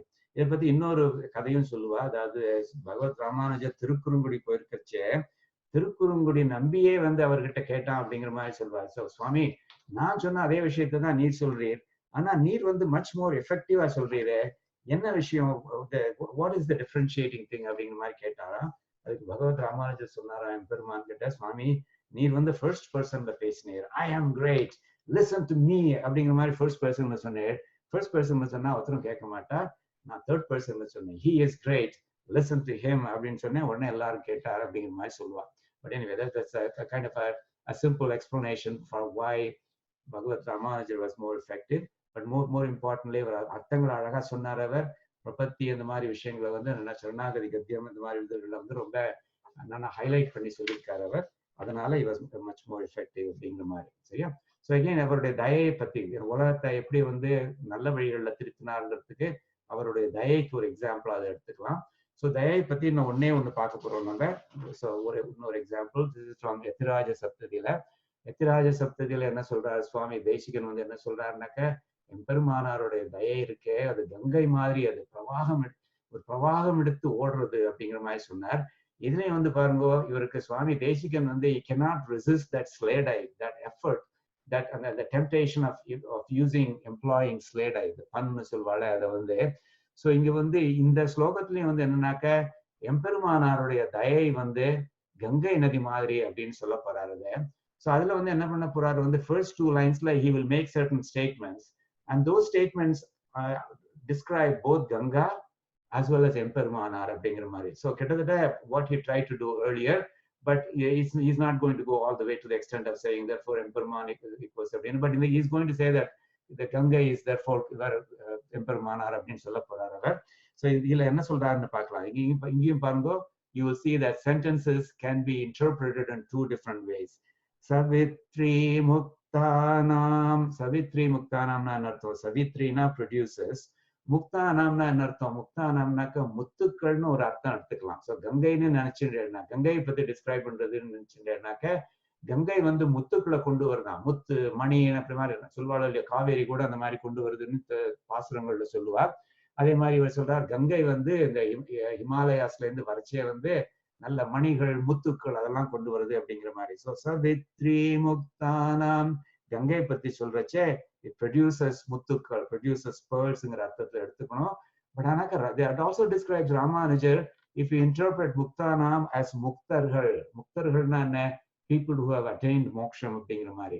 ராமானுஜர், பகவத் Ramanujar produces muktas, that is people who have attained moksham. அதாவது மோட்சம் கிடைச்சது வந்து பகவத் ராமானுஜர்னால அப்படிங்கிற மாதிரி சொல்றார். Savitri முக்தானாம். So you can see that statement describes both Ganga as well as பகவத் ராமானுஜர் அப்படிங்கிற மாதிரி. அடுத்து இன்னொரு ஸ்டேட்மெண்ட் சொல்றார், that also applies to both of them. சகல ஜகத் ஏன பிரஷமனி சகல ஜெகத் ஏன பிரசமனே, எல்லா உலகத்தோட பாவங்களையும் தீர்ப்பதா அப்படின்னு அர்த்தம். ஸோ இந்த ஸ்டேட்மெண்ட் வந்து it doesn't need multiple meanings. ஏன்னாக்க கங்கையும் எல்லா பாவங்களையும் போக்குறதுன்னு ஒரு ஐதீகம் உண்டு. அதே மாதிரி எம்பெருமானாரும் எல்லாருடைய பாவங்களையும் தீர்க்கறதுக்கு ஹெல்ப் பண்ணார் அப்படிங்கிற மாதிரி. கரியோ விஸ்தீர்த்தைஹி உபசிதரசாயாமுனமுகைஹி. இதுலயும் ரொம்ப அழகா யூஸ் பண்றாரு இந்த யாமுனா அப்படிங்கறத வந்து. அவர் என்ன சொல்றாருனாக்கா, இந்த உபசிதரசா யாமுன முகைங்கிறத எடுத்துக்கோங்க. இந்த கங்கை வந்து எப்படின்னாக்க யமுனா நதியோட சேர்றது. இந்த யமுனா நதியோட சேர்றதுனால அது பெருசாயிடுறதுனாக்க வால்யூம் ஜாஸ்தி ஆயிடுறது இல்லையா. இங்க வந்து அலகாபாத்ல அந்த திரிவேணி சங்கமத்துல பார்த்தீங்கன்னாக்கா கங்கையும் யமுனையும் சேர்றது. In fact you can even see the two different colors அப்படிங்கிற மாதிரி. என்ன சொல்றாருனாக்கா, கங்கை வந்து யமுனையோட, அது வந்து கங்கைன்னு இன்டர்பிரட் பண்றச்சே அப்படின்னு என்ன அர்த்தம்னாக்க, யமுனையோட சேர்றதுனால அது பெருசாயிடுறது அப்படிங்கிற மாதிரி அந்த அர்த்தத்துல இருந்து. ராமானுஜரை பத்தின்னு இன்டர்பிரட் பண்றச்சு எப்படின்னாக்க, யமுனாச்சாரியார் போன்ற ஆச்சாரியர்கள் கூட சேர்ந்ததுனால அவர் இன்னும் கொஞ்சம் அவருடைய மகிமை இன்னும் கொஞ்சம் பெருசா எடுத்து அப்படிங்கிற மாதிரி. எவ்வளவு அழகா இருக்கு பத்தியா. உபசித ரசானாக்க பெருமை மிக பெற்றதுன்னு அர்த்தம். இட்ஸ் க்ளோரி இன்க்ரீஸ்ட் அப்படிங்கிற மாதிரி. யாமுன முகைனாக்க யமுனை நதியோட சேர்ந்ததுனாலன்னு சொல்லலாம், அல்லது யமுனாச்சாரியாரோட அசோசியேஷனால அப்படிங்கிற மாதிரி சொல்லலாம். அதான் செகண்ட் லைனோட மீனிங். செகண்ட் லைனோட மீனிங் பார்த்தீங்கன்னா, its volume is increased by rivers like Yamuna, Gangai பத்தி சொல்லலாம். அல்லது its glory is enhanced by acharyas like Sri Yamunacharyar, also known as Sri Alavandar அப்படிங்கிற மாதிரி. அதுக்கப்புறம் மூணாவது அண்ட் ஃபோர்த் லைன்ஸ்ல வந்து இஸ் சேயிங் தட் எம்பெருமானார்ங்கிறது வந்து இது ஆக்சுவலி கங்கை தான் அப்படிங்கிற மாதிரி சொல்றார். இங்க வந்து சொல்றார் யதிபதி தயா, யதிபதினாக்க யத்திராஜர், அவருடைய தயா, திவ்ய தட்டினி, திவ்ய தட்டினாக்க கருணையாகிய கங்கையானது, யத்திராஜருடைய கருணையாகிய கங்கையானது நிருச்சேதா, அது வத்தவே வத்தாது அப்படிங்கிற மாதிரி சொல்றார். யத்ருச்சா விக்ஷேபாத், யத்ருச்சா விக்ஷேபாத்னாக்க ஸ்பான்டேனியஸ் ஃப்ளட்ஸ் அது கிரியேட் பண்ணும். அதாவது கருணைங்கிறது அவருடைய கங்கை பிரவாகம் வர்ற மாதிரி அவருடைய கருணை வந்து பொங்கி வருதான். ஒரு நதி வந்து பெருசா வெள்ளம் எடுத்துட்டு வரைச்சு என்னன்னாக்க, டெரெயின்ல வந்து மேடு இருந்தாலும் சரி பள்ளம் இருந்தாலும் சரி எல்லாத்தையும் சரி பண்ணி விட்டுடுவது. அதாவது மண்ணு மேடுகள் மண்ணு பள்ளங்கள்லாம் இருந்ததுனாக்க அது எல்லாத்தையும் சமப்படுத்தி விட்டுருவது. And especially if you look at the surface of the water, you won't even see that there was a Medu before, there was a பள்ளம் beforeலாம் ஒன்றும் தெரியாது. அதே மாதிரிதான் இவர் சொல்றார், சுவாமி தேசிகன் சொல்றார், எம்பெருமானாருடைய கருணை வறட்சியை வந்தது எப்படின்னாக்க, நிமிர்ந்து நிக்கிறவனையும் அதே மாதிரி பணிஞ்சு நிக்கிறவன் ரெண்டு பேரையும் ஆட்கொண்டுடும் அப்படிங்கிற மாதிரி சொல்றாரு. எப்படி மேடும் பள்ளவத்தையும் வந்து சமப்படுத்துறதோ அது மாதிரி எம்பெருமானாருடைய கருணை வந்து நிமிர்ந்து நிக்கிறவன்னா என்ன அர்த்தம்? இந்த வேனிட்டி உள்ளவன், கர்வம் உள்ளவன், இந்த அகங்காரம் மமகாரம்லாம் உள்ளவன், அவன் வந்து அவனையும் சரி பண்ணி விட்டுடும், நல்லவனையும் சரி பண்ணி விட்டுடும் அப்படிங்கிற மாதிரி. என்ன சொல்றாருனாக்க, அந்த வெள்ளம் வந்து கருணைங்கிற வெள்ளம் வந்து நிம்னே தரம் அப்படின்னு தன்னை சொல்லிக்கிறார். நிம்னே தரம் அப்படின்னா என்ன அர்த்தம்? நான் வந்து நிமிர்ந்து நின்றுட்டு இருந்தேன், ஒரு அடக்கம்னே இல்லாம, ஹியூமிலிட்டியே இல்லாம, அகங்காரம் அமகாரத்தோடு இருந்தேன். அது வந்து என்னை மூழ்கடிச்சிடுத்து, சமாப்லாவயதிமாம், என்னை மூழ்கடிச்சிடுத்து அப்படிங்கிறார். அவர் என்ன சொல்றார் பேசிக்கலினாக்க, நான் வந்து ஒரு அகங்காரம் அமகாரத்தோட நின்றுட்டு இருந்தேன். எம்பெருமானாருடைய கருணை, எம்பெருமானார் கூட said, இவன் வந்து he is incorrigible, why waste effort on him அப்படிங்கிற மாதிரி சொல்லிட்டு அவர் பாட்டு என்னை சுத்தி போயிருக்கலாம் அவர் வந்து. ஆனா அவர் என்ன பண்ணார் தெரியுமா? இவன் வந்து அகங்காரம் மமகாரம் இருக்கே, he needs my daya more than anybody elseன்னு சொல்லி அவர் என்னையும் ஆட்கொண்டார் அப்படிங்கிற மாதிரி அந்த அர்த்தத்துல சொல்றார் அவர். இதுதான் மதுரை கவி ஆழ்வார் வந்து அவருடைய கண்ணினன் சுல்தாம்பலையும் சொல்றார் அவர். பயனன்றாகிலும் பாங்கல்லராகிலும் செயல் நன்றாக திருத்தி பணி கொள்வான் அப்படின்னு சொல்றார். அதாவது ஸ்ரீ நம்மாழ்வார் இருக்காரு, அவர் வந்து பயனன்றாகிலும், even if he doesn't get anything out of it, and பாங்கல்லராகிலும், and even if his sishyas are unworthy of it, செயல் நன்றாக திருத்தி பணி கொள்வார் அப்படிங்கிற மாதிரி சொல்றார். ஸோ அது வந்து என்ன பண்ணுவார் அவர், என்னுடைய ஆச்சாரியனான ஸ்ரீ நம்மாழ்வார் அப்படிங்கிற மாதிரி. அந்த நிம்னே தரப்பில் வந்து சொல்றார், சுவாமி எனக்கு வந்து ஞானங்கள் சுத்தமா இல்லாம இருந்தது, அதனால்தான் நான் நிமிர்ந்த தலையோட இருந்தேன் அப்படிங்கிற மாதிரி சொல்றார். அது என்னன்னாக்க, அகம் மத்ரக்ஷண பரோ மத்ரக்ஷண பலம் ததா நமம ஸ்ரீபதேரேவேத் ஆத்மானம் நிக்ஷிபேத் புதஹ. அதாவது அகம் நமமக, என்னுடைய ஆத்மா என்னோடதில்லை. மத்ரக்ஷண பரோ நமமக, என்னை காப்பாற்றுற பொறுப்பும் என்னோடதில்லை. மத்ரக்ஷண பலம் நமமக, இது எல்லாம் என்னை காப்பாத்துறதுனால வர்ற பலனும் என்னுடையதில்லை. அப்படிங்கிற விஷயங்கள்லாம் எனக்கு தெரியாம போச்சு. All of them belong to ஸ்ரீபதியாகிய எம்பெருமான். ஸ்ரீபதே ஏவேத் அப்படிங்கிறது புத்திசாலிகளுக்கு தெரிஞ்சிருக்கும். இந்த புதகன்னு சொல்றாரு இல்லையோ, ஆத்மானம் நிக்ஷிபேத் புதகன்னு ஞாச தசகத்தை சொல்றாரோ இல்லையோ, அந்த புத்தி உள்ளவாளுக்கு அதெல்லாம் புரிஞ்சுட்டு அவ தங்களுடைய ஆத்மாவை சமர்ப்பிச்சிருப்பா எம்பெருமானுக்கு. நான் அந்த மாதிரிலாம் பண்ணல. அப்படி இருந்தும் இவர் என்ன ஆட்கொண்டாரு, அந்த கருணையை நான் என்ன பண்றது, என்ன சொல்றது அப்படிங்கிற மாதிரி. சோ திரும்ப அந்த ஸ்லோகத்தை ஒரு தடவை ரீட் பண்ணிடுறேன். சவித்ரி முக்தானாம் சகல ஜகதேன பிரசமனி கரியோபிஸ்தீர்த்தைஹி உபசித ரசாயாமுனமுகைஹி நிருச்சேதானிம் நேதரமபி சமாப்லாவயதி மாம் யத்ருச்சாவிக்ஷேபாத் யதிபதி தயா திவ்ய தட்டினி அப்படிங்கிற மாதிரி. சரியா? ஓகே. ஸோ நான் அடுத்து so because of the time I'm going to skip this thing called the glory of his Sri Suktis. But at the time naka பின்னாடி சொல்றேன்னா, it's not a fair deal அப்படிங்கிற ஒரு டாபிக் பார்க்கலாம். it's not a fair dealங்கிறது என்ன டாபிக்னாக்க, நம்ம எம்பெருமான் கிட்ட நம்மளே அர்ப்பணிச்சுக்கிறோம்னு வச்சுக்கோங்க. ஸோ நம்ம எம்பெருமான் கிட்ட ரொம்ப ஒரு பக்தியோட இருக்கோம். எம்பெருமான் கிட்ட நம்மளே சமர்ப்பிச்சு நம்மளே அர்ப்பணிச்சுன்னு இருக்கோம். அவர் நம்மளோட மனசுல நம்மளோட ஹிருதயத்துல அமர்றார். ஸோ இந்த ட்ரேட் பாருங்க, இந்த எக்ஸ்சேஞ்ச் பாருங்க. ஒண்ணு நம்மளையே சமர்ப்பிச்சிடுறோம் எம்பெருமானுக்கு, அதுக்கு பதிலா எம்பெருமான் நம்மளோட ஹிருதயத்துல உட்கார்ந்துக்கிறார். இந்த exchange it's a good exchange. என்னாக்க நமக்கு வி பெனிஃபிட் ஃப்ரம் இட் இல்லையா?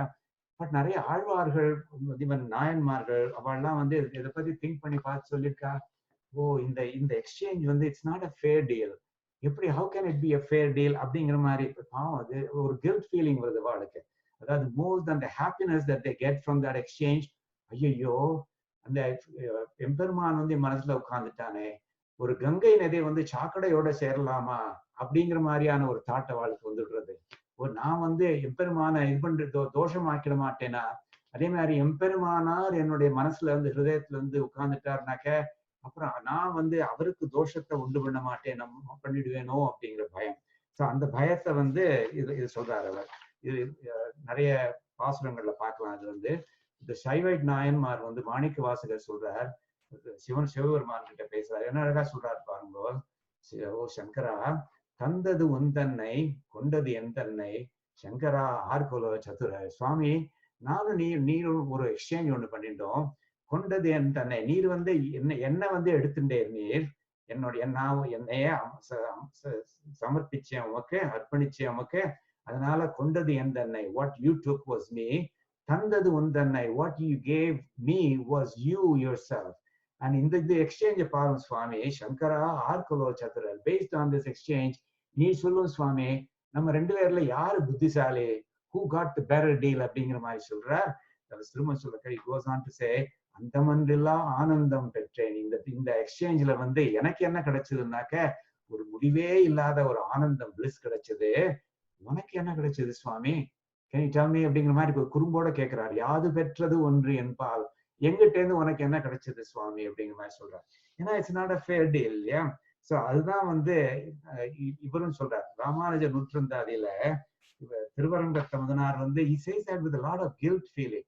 என்ன சொல்றாருனாக்க, கொள்ள குறைவற்று இலங்கி கொழுந்து விட்டு ஓங்கிய உன் வள்ளல் தனத்தினால் வல்வினையன் மனம் நீ போகுதாய். சுவாமி, உமக்கு தயைங்கிறது எக்கச்சக்கமா இருக்கு. கொழுந்து விட்டு ஓங்குற தயை, உங்களுடைய வள்ளல் தனம் உமக்கு. வள்ளல் தனம்னாக்க you are a giver, the giver of தன்னோட தயா அப்படிங்கிற மாதிரி. கொள்ள குறைவற்றி, வாங்க அந்த தயை குறையவே மாட்டேங்கிறது. அந்த மாதிரியானது அந்த வள்ளல் தனத்தினால நீர் வல்வினை ஏன் மனம் புகுந்தா. இந்த பாவி இருக்கேனே, இந்த பாவியோட ஹிருதயத்துல உட்கார்ந்துட்டீங்க சுவாமி. And I ought to be happy. நீர் என்னோட ஹிருதயத்துல உட்கார்ந்துருக்கேன்னு சொல்லி எனக்கு I should be happy. But ஆனா சுவாமி, இந்த ஓவர்வெல்மிங் ஃபீலிங் ஐ ஹேவ் என்ன தெரியுமா, அது வெள்ளை சுடர்விடும் உன் பெருமேன்மைக்கு இழுக்கு இது என்று தள்ளுற்று இறங்கும் ராமானுஜ என் தனி நெஞ்சமே அப்படின்னு சொல்றார். என்ன அர்த்தம்னாக்க, சுவாமி நான் வந்து சந்தோஷம் தான் படணும், ஆனா இன்ஸ்டெட் நான் என்ன பண்றேன், என் உடம்பு தள்ளாடுறது, என் மனசு வந்து அதை ஏத்துக்க மாட்டேங்கிறது. என்னன்னாக்க உன்னுடைய மேன்மைக்கு வந்து என்னால ஏதாவது இழுக்கு வந்துருமோ அப்படிங்கிற மாதிரியான பயம். இது என்ன அழகா சொல்றாரு பாருங்க, வெள்ளை சுடர்விடும் உன் பெரு மேன்மைக்கு இழுக்கு இது என்று. இழுக்குனாக்க பிளமிஷ் மாதிரி.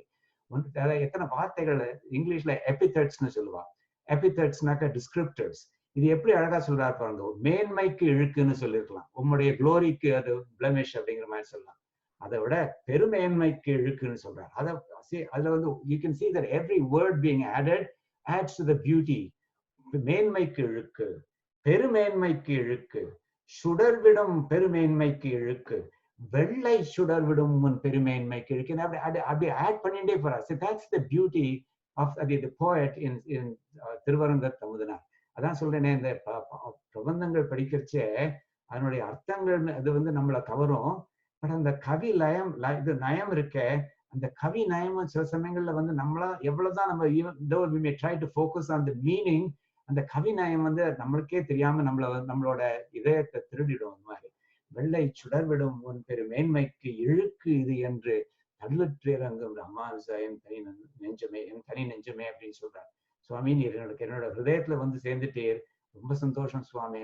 ஆனா நான் வந்து என்னுடைய அழுக்குனால உண்மை நான் மாசுபடுத்துருவேனோ அப்படிங்கிற மாதிரி பயமா இருக்கு சுவாமி அப்படிங்கிறார்.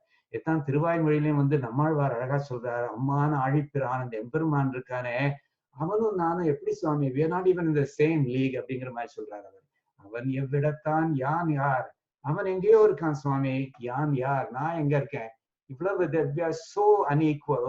ஆனாலும் எம்மா பாவியர்க்கும் விதி வாய்க்கின்று வாய்க்கும் கண்டீர். எவ்வளவு பெரிய பாவியா இருந்தாலும் அவன் விதியை வந்து அவன் வந்து அனுகிரகம் பண்ணணும்னு அவனுக்கு தோன்றுச்சே, அது நிச்சயமா அவன் அனுகிரகம் பண்ணித்தான் ஆவான்.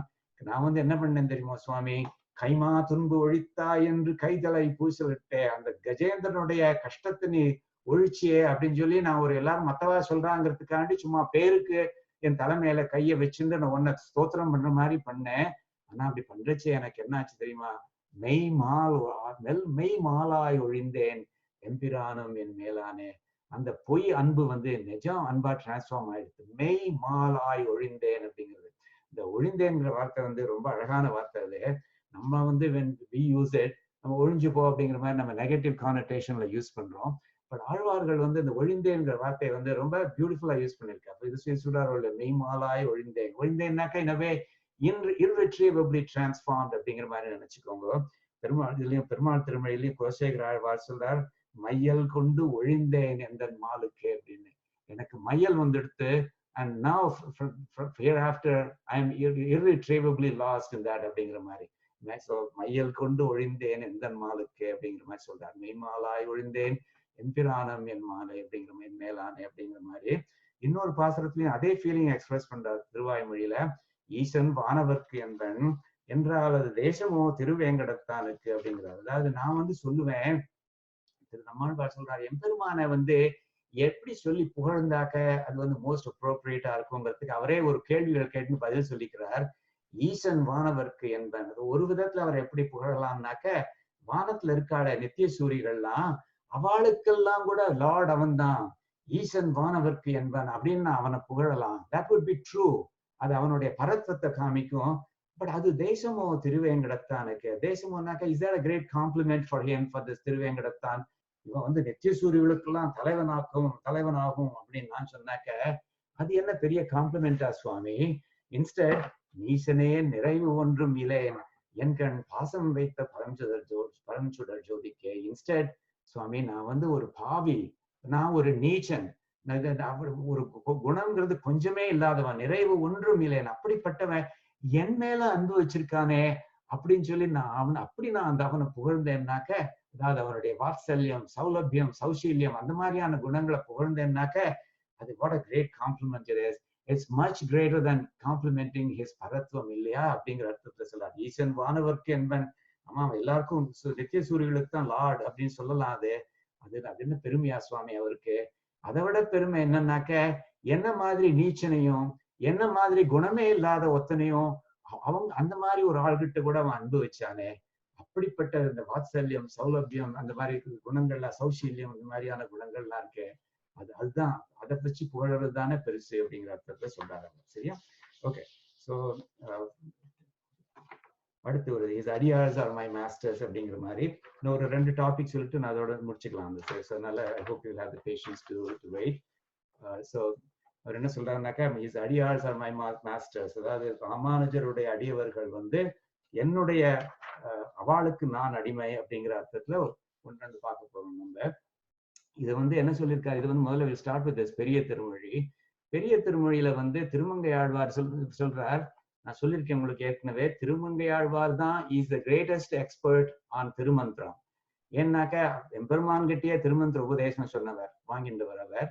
அவர் என்ன சொல்றாருனாக்க ஒரு பாசுரத்துல, சுவாமி உம்முடைய அஷ்டாட்சர மந்திரம் இருக்கே, நின் திரு 8 எழுத்தும், அது வந்து உன்னுடைய அஷ்டாட்சரம் வந்து அதை நான் கத்துண்டேன். அது வந்து மற்ற எல்லாம் பேசிலும் அதுல எவ்வளவோ நல்ல விஷயங்கள்லாம் சொல்றது சுவாமி அது. பட் இருந்தாலும் the one thing that stuck in my mind, the ultimate takeaway message from it that stuck in my mind from the அஷ்டாட்சர மந்திரம் என்னதுன்னாக்க, அதுல இருந்து என்ன எடுத்துன்றது என்ன தெரியுமா, உன் அடியார்க்கு அடிமை. நான் வந்து உனக்கு மாத்திரம் அடிமை இல்லை, உன்னுடைய அடியார்களுக்கும் அடிமை அப்படிங்கிற மாதிரி. சோ எம்பெருமானுக்கு அடிமைங்கிறது ஒரு விஷயம், எம்பெருமானுக்கு யார் அடியார்களோ அவர்களுக்கு நான் அடிமைங்கிற விஷயத்த திருமந்திரம் சொல்றது. And this is the greatest takeaway from Thirumantram அப்படிங்கிற மாதிரி சொல்றாரு. இது வந்து பாகவத சேஷத்துவம்னு சொல்றாரு. அதாவது அடியார்களுக்கு அடிமையாக இருக்கிறது வந்து பாகவத சேஷத்துவம்னு சொல்றாரு. ஸோ இதை வந்து ராமானுஜ நூற்றந்தாயில திருவரங்கத்து அமுதனார் எக்ஸ்டெண்ட் பண்றாரு. அதாவது எம்பெருமானுக்கு அடிமையாக இருக்கிறவா அவளுக்கு அடிமை நான் மாத்திரம் இல்ல, எம்பெருமானார்க்கு அடிமையாக இருக்கிறாளே அவளுக்கு நான் அடிமை அப்படிங்கிற மாதிரி சொல்றாரு. அவர் என்ன சொல்றாரு, திக்குற்ற கீர்த்தி ராமானுஜனை என் செய்தனையாம் மெய்க்குற்றம் நீக்கி விளங்கிய மேகத்தை. பகவத் ராமானுஜர் 2 விதமா சொல்லி டிஸ்கிரைப் பண்றாரு. அவருடைய புகழ் எல்லா திசைகளிலும் பரவிருக்கு. என்னுடைய செய்வனையாம் மெய்க்குற்றம், என்னுடைய பாவங்கள் எல்லாம் அவர் நீக்கி விளங்கிய மேகத்தை, திரும்ப அந்த கார் மேகத்தை மேவும் நல்லோர், அவனை ஆசிரியிக்கிற நல்லவர்கள் இருக்காளே அவாதான் என்னுடைய மாஸ்டர்ஸ். அவ எவ்வளவு குத்தமுள்ளவாளா இருந்தாலும் சரி அப்படின்னு சொல்லி டிஸ்கிரைப் பண்றாரு. எப்படி டிஸ்கிரைப் பண்றாரு பாருங்கோ, எக்குற்றவாளர் எது பிறப்பு ஏது இயல்பாக நின்றோர் அக்குற்றம் அப்பிறப்பு அவ்வியல்வே நம்மை ஆட்கொள்ளுமே. என்ன அழகா சொல்றாரு பாருங்க, அக்குற்றம் அப்பிறப்பு அவ்வியல்வே நம்மை ஆட்கொள்ளுமே. அந்த மோனை வருது பத்தியலா, அந்த வருது பத்தியலா, அவ வந்து அந்த எம்பெருமானார்க்கு அடியார்கள் வந்து அவ எவ்வளவுதான் குத்தம் செஞ்சாலும் சரி, என்ன குலத்துல பிறந்திருந்தாலும் சரி, அவளுடைய நேச்சர் என்னவா இருந்தாலும் சரி, கோபக்காராளா இருந்தாலும் சரி, சாதுவா இருந்தாலும் சரி, அப்படி அவ அந்த எம்பெருமானாருக்கு அடியாரா இருந்தாக்க நான் வந்து அவளுக்கு அடிமை. சரி, அவளுக்கு அடிமைன்னு மாத்திரம் சொல்லல, அவளுடைய குத்தத்துக்கு அடிமை அப்படிங்கிறார். அக்குற்றம் நம்மை ஆட்கொள்ளுமே, அப்பிறப்பு நம்மை ஆட்கொள்ளுமே, அவ்வியல்பு நம்மை ஆட்கொள்ளுமே, அந்த நேச்சர் நம்மளை ஆட்கொள்ளுமே அப்படிங்கிற மாதிரி. என்னன்னா ஐ ஆம் அன் அடிமை டு தட் குற்றம். ஏன்னா அந்த குற்றம் வந்து அவ எம்பெருமானாருடைய அடியாருங்கிறதுனால இட் பிகம்ஸ் அக்செப்டபிள்ங்கிற மாதிரி ஆயிடுறதுன்னு சொல்றாரு. அக்குற்றம் அப்பிறப்பு, அந்த பிறப்பு அந்த குலம் தான் எனக்கு அந்த குலத்துக்கே நான் அடிமை, அந்த நேச்சருக்கே அந்த இயல்புக்கே நான் அடிமை அப்படிங்கிற மாதிரி சொல்றாரு. இதைத்தான் திருவாய்மொழியிலையும் வந்து சுவாமி நம்மாழ்வார் சொல்றார், இந்த நம்பனை ஞாலம் படைத்தவனை திருமார்பனை கும்பரு உலகினில் யாருக்கும் உணர்வறியான் தன்னை கும்பின் அரகர்கள் ஏத்துவரையிலும் அவர் கண்டீர் எம் பல்பிறப்பிழை தோறும் எழுகுலம் தாங்களே அப்படிங்கிற மாதிரி சொல்றார். இந்த மாதிரி கும்பிய அந்த மாதிரி எம்பெருமானுடைய அடியார்கள் வந்து அவ வந்து நரகத்துல இருந்தாலும் சரி, அவர்கள் எம்பெருமானுடைய அடியார்கள்ங்கிறதுனால அவாதான் நாம் தொழுகுலம். அதனால அவாதான் நான் வந்து அவளுக்கு அடிமை, அதனால நான் தொடர குலம் அவா அப்படிங்கிற மாதிரி சொல்றாரு. நீங்க வந்து நினைக்கலாம், சரி அடியார்களுக்கு அடிமையா இருக்கிறது வந்து நமக்கு ஒன்றும் பெரிய விஷயம் இல்லை. என்னாக்க எம்பெருமானே சொல்றான் வந்து அடியாருக்கு நான் அடிமை, என்னுடைய அடியார்களுக்கு நான் அடிமை அப்படிங்கிற மாதிரி நாராயணியத்துல ஒருத்தர் ரொம்ப அழகா சொல்றார். இந்த அம்பரீஷன் கதைன்னு ஒண்ணு உண்டு. இந்த அம்பரீஷன் கதையில வந்து துர்வாசர் வந்து அம்பரீஷனை வந்து அழிக்கிறதுக்காக வேண்டி கோபம் வந்துடுது. அம்பரீஷன்கிறவன் எம்பெருமானுடைய பெரிய பக்தன். அவன் அவ்வளவு பக்தி இருக்கிறதுனால அவனுக்கு வந்து எம்பெருமான் வந்து அவனுடைய திரு ஆழியையே கொடுத்து வச்சிருந்தார், திரு சக்கரத்தையே கொடுத்து வச்சிருந்தார். அவன் மேல துர்வாசர் கோச்சுண்டு ஒரு பூதத்தை அவன் மேல ஏவறார். அதுக்கு திருவாழியானுக்கு கோபம் வந்துருத்து. அந்த பூதத்தையும் தொலைச்சு கட்டி துர்வாசரை சேஸ் பண்ண ஆரம்பிச்சிருத்து. அவர் ஒவ்வொருத்தரா எல்லா இடங்களுக்கும் போய் வந்து கேட்கிறார், எனக்கு அடைக்கலம் கொடுங்கோ அடைக்கலம் கொடுங்கோன்னு கேட்கிறார். எல்லாரும் போயிட்டு வாங்க எம்பெருமான் கிட்ட போங்கன்னு சொல்றாரு. எம்பெருமான் கிட்ட போறார். அவர் சொல்றார், சுவாமி நீர் வந்து பாகவத அபச்சாரம் பண்ணிட்டீர், எனக்கு அபச்சாரம் பண்ணிருந்தாக்க நான் மன்னிப்பேன், ஆனா நீ பாகவத அபச்சாரம் பண்ணிட்டீர், அதனால அதை மன்னிக்க முடியாதுன்னு சொல்லி அங்கேயே இந்த பாகவதங்கிட்டே போய் கேளுவோம், அந்த அம்பரீஷன் கிட்டே போய் கேளுன்னு சொல்ல. இந்த இடத்த பாருங்க, ரொம்ப அழகா சொல்றாரு கேளா. அகம் ருஷே நனு பக்ததாச, அகம் நான் ருஷே ரிஷியே, நனு சர்டன்லி பக்ததாசக, பக்தர்களுக்கு தாசன் நான் அப்படின்னு சொல்லி பாருங்களேன். எம்பெருமானுக்கு அடியார்களுக்கு நாம் அடிமையா இருக்கிறதுல என்ன பெரிய கஷ்டம் இருக்கு, ஏன்னா அவளுக்கு எம்பெருமானே அடிமையா இருக்கேன் அப்படிங்கிற மாதிரி சொல்றாங்க இல்லையா, அப்படிங்கிற மாதிரி இது. ஸோ இது வந்து நாராயணியத்துல வருது. ஒரே ஒரு நான் சொல்லிடுறேன் அதை. பூயோ பவன் நிலையமேத்ய, ஓகே, ஸோ பூயோ பவன் நிலையமேத்ய முனிம் நமந்தம், பூயோ பவன் நிலையமேத்ய முனிம் நமந்தம், ரோச்சே பவான் அகம் ருஷே நனு பக்ததாசஹ, ஞானம் தபஸ்ச வினயான் விதமேவ மான்யம், யாயம் வரீஷ பதமேவ பஜேதி பூமன், அப்படிங்கிற மாதிரி ரொம்ப அழகா சொல்றார். முக்கியமான வார்த்தை வந்து அகம் ருஷே நனு பக்ததாசக அப்படிங்கிற மாதிரி. சரியா, எம்பெருமானே அடியார்களுக்கு அடிமை. ஸோ நம்ம வந்து அவனுக்கு அடியார்களுக்கு அடிமையா இருக்கிறது வந்து என்ன கஷ்டம் இருக்கு அப்படின்னு. ஸோ லாஸ்ட் இது சொல்லிட்டு நான் முடிச்சு ரேப் அப் பண்ணிடுறேன். இது வந்து அமுதாஸ்வாதினில வந்து சுவாமி தேசிகன் வந்து ஒரு எம்பெருமானுடைய கீர்த்தியை பத்தி டிஸ்கிரைப் பண்றார் அவர். அதுல வந்து என்னன்னாக்க, நீங்க திருப்பாவையில பார்த்திருப்பேன், எல்லை இடங்களிலேயே இன்னம் உறங்குதியோ அப்படின்னு ஒரு அழகான திருப்பாவை வரும். அது வந்து it's probably the liveliest conversation recorded in போயட்ரின்னு சொல்லலாம். ஏன்னா எழுப்புறவா வந்து சில வார்த்தைகள் பேசுவா, அந்த தோழி ஹூ ஸ்லீப்பிங் அவள் சில வார்த்தைகள் பேசுவா. எல்லை இடங்களிலேயே இன்னும் உறங்குதியோன்னு எழுப்புறவா சொல்றா, சில்லன்றடைய என்மின் நங்கை மீர் போதர்கின்றேன்னு தூங்கின்றிருந்தவ சொல்றா, வல்லையோன் கட்டுரைகள் பண்டேவன் வாயிருதுன்னு எழுப்புறவா சொல்றா. அந்த மாதிரி மாத்தி மாத்தி போறதோ இல்லையோ, அந்த டெம்ப்ளேட்டை சுவாமி தேசிகன் யூஸ் பண்ணி அதை வந்து பகவத் ராமானுஜரை புகழற மாதிரி ஒன்று பண்றார். ஸோ ரெண்டு சுவாமிகள் பேசிக்கிறார். ஒருத்தர் சொல்றாரு, அது சுவாமி அந்த ஸ்வான் இருக்கு, அது ஏன் ரொம்ப பார்க்கறதுக்கு ரொம்ப சேடா இருக்கு அப்படிங்கிற மாதிரி. இதனோட ஃபைனல் என்னன்னாக்கா, எம்பெருமானார் தான் இந்த எல்லா உலகத்துல உள்ள எல்லா அன்னபக்ஷிகளையும் ரொம்ப சேட் ஆக்கிட்டார் அப்படிங்கிற மாதிரி சொல்ல போறார் சுவாமி தேசிகன். ஸோ ஒருத்தர் கேட்கிறார், சுவாமி அந்த அன்னபக்ஷி ஏன் இவ்வளவு ரொம்ப சேடா இருக்கு, நல்லா ஹாப்பியா இருக்கிற அன்னபக்ஷிகள் வந்து தாமரைப்பூல இருந்து தேன் சாப்பிடுங்கள், பெண்கள் மாதிரி அழகா அசைஞ்சு நடந்து போகுங்கள், இது ரெண்டுத்துமே இது பண்ணலையே, அந்த அன்னபக்ஷி பார்க்கறதுக்கு ரொம்ப வருத்தமா இருக்கிற மாதிரி இருக்கேன்னு கேட்கிறார். அலர்ந்த அம்புயத்திருந்து தேன் அருந்தி இன்னகல் அல்குலார சைந்தடைந்த நடைகொடாத தனமெனோ அப்படின்னு கேட்கிறாரு. ஏன் இப்படி இருக்கு சுவாமின்னு. அதுக்கு அவர் சொல்றாரு, சுவாமி நலம் தவிர்ந்ததால் அப்படின்னு. அதுக்கு உடம்பு சரியில்லை சுவாமி, மனசு சரியில்லை சுவாமி அப்படின்னு சொல்றாரு. அதுக்கு இந்த சுவாமி சொல்றா, அது என் கோல் அப்படின்னு கேட்கிறார். ஏன் சுவாமி அதுக்கு சரியில்லை அப்படிங்கிற மாதிரி கேட்கிறார். அதுக்கு இவர் சொல்ற இன்னொரு சுவாமி சொல்றார், நாவின் வீறு இழந்ததா சுவாமி, அன்னபக்ஷிகளுக்கு வந்து ஒரு பெரிய சக்தி ஒண்ணு உண்டு, பாலையும் ஜலத்தையும் மிக்ஸ் பண்ணி கொடுத்தா அதை பாலை செப்பரேட் பண்ணிடுங்கள், அது அந்த நாக்குல அதுக்கு அந்த சக்தி உண்டு, அந்த சக்தி இதுகளுக்கு தொலைஞ்சு போயிடுச்சு சுவாமி, அதனாலதான் அது ரொம்ப சேடா இருக்கு அப்படிங்கிற மாதிரி சொல்றாரு. அதுக்கு இவர் இன்னொரு சுவாமி சொல்றார், நான் அணங்கு நாதர் தந்த நாவின் வீர் இழந்ததேன் சுவாமி, அந்த வரம் வந்து பிரம்மா கொடுத்த வரம்னா அந்த அன்னபக்ஷிக்கு, எப்படி இந்த அன்னபக்ஷிக்கு அந்த சக்தி போச்சு அப்படின்னு கேட்டார். அதுக்கு இவர் சொல்றார், சலம் தவிர்ந்து வாது செய்து சாடி மூண்ட மீண்டரை சரிவிலேன் என கனை துரைத்த ஏத்திராஜர். அந்த எத்திராஜர் இருக்காரு, என்ன பண்ணார் தெரியுமோ, அவர் வாதம் பண்ணி நிறைய பேரை தோற்கடிச்சிருக்காரு. தோற்கடிச்சதுனால அவருடைய புகழ் வந்து உலகம் ஃபுல்லா பரவ ஆரம்பிச்சிருந்தது. அந்த புகழ் எப்படி இருந்ததுனாக்க, அது வந்து தோஷம் இல்லாத புகழ். அதனால தோஷம் இல்லாத புகழை வந்து சங்கு மாதிரி வெள்ளையா உள்ள கீர்த்தி அப்படிங்கிறார். எம்பெருமானுடைய வளைக்கு இசைந்த கீர்த்தியால், எம்பெருமானுடைய சங்கு மாதிரி அந்த வெள்ளை கலர்ல இருக்கும் அந்த கீர்த்தி. அதாவது நம்ம வந்து புனிதமான பவித்திரமான விஷயங்களை வெள்ளைன்னு சொல்றோமோ இல்லையோ, இந்த எம்பெருமானவருடைய கீர்த்தி வந்து ரொம்ப வெள்ளையா எல்லா இடத்துலயும் பரவெடுத்துதான். அதனால வந்து எல்லாமே வெள்ளை கலர்ல ஆயிடுத்து. ஜலம் கூட இட் டர்ன்ட் இன்டு பால் அப்படிங்கிற மாதிரி சொல்றார். வாரி பால் அதாம், ஜலம் வந்து பால் ஆயிடுத்து. ஸோ ஜலமே பால் ஆயிடுத்துனாக்க there is no separate பால் அண்ட் இது ஜலம். அதனால இந்த அன்னப்பறவை வந்து ரொம்ப சேட் ஆயிடுத்து. ஸோ எப்படி நான் என்னோட சக்தியை மற்றவாளுக்கு டெமான்ஸ்ட்ரேட் பண்றது? பாலும் ஜலமும் இருந்தா தானே நான் ரெண்டுத்தையும் செப்பரேட் பண்ணி பத்தியலா எனக்கு இந்த சக்தி இருக்குன்னு காமிக்கலாம்.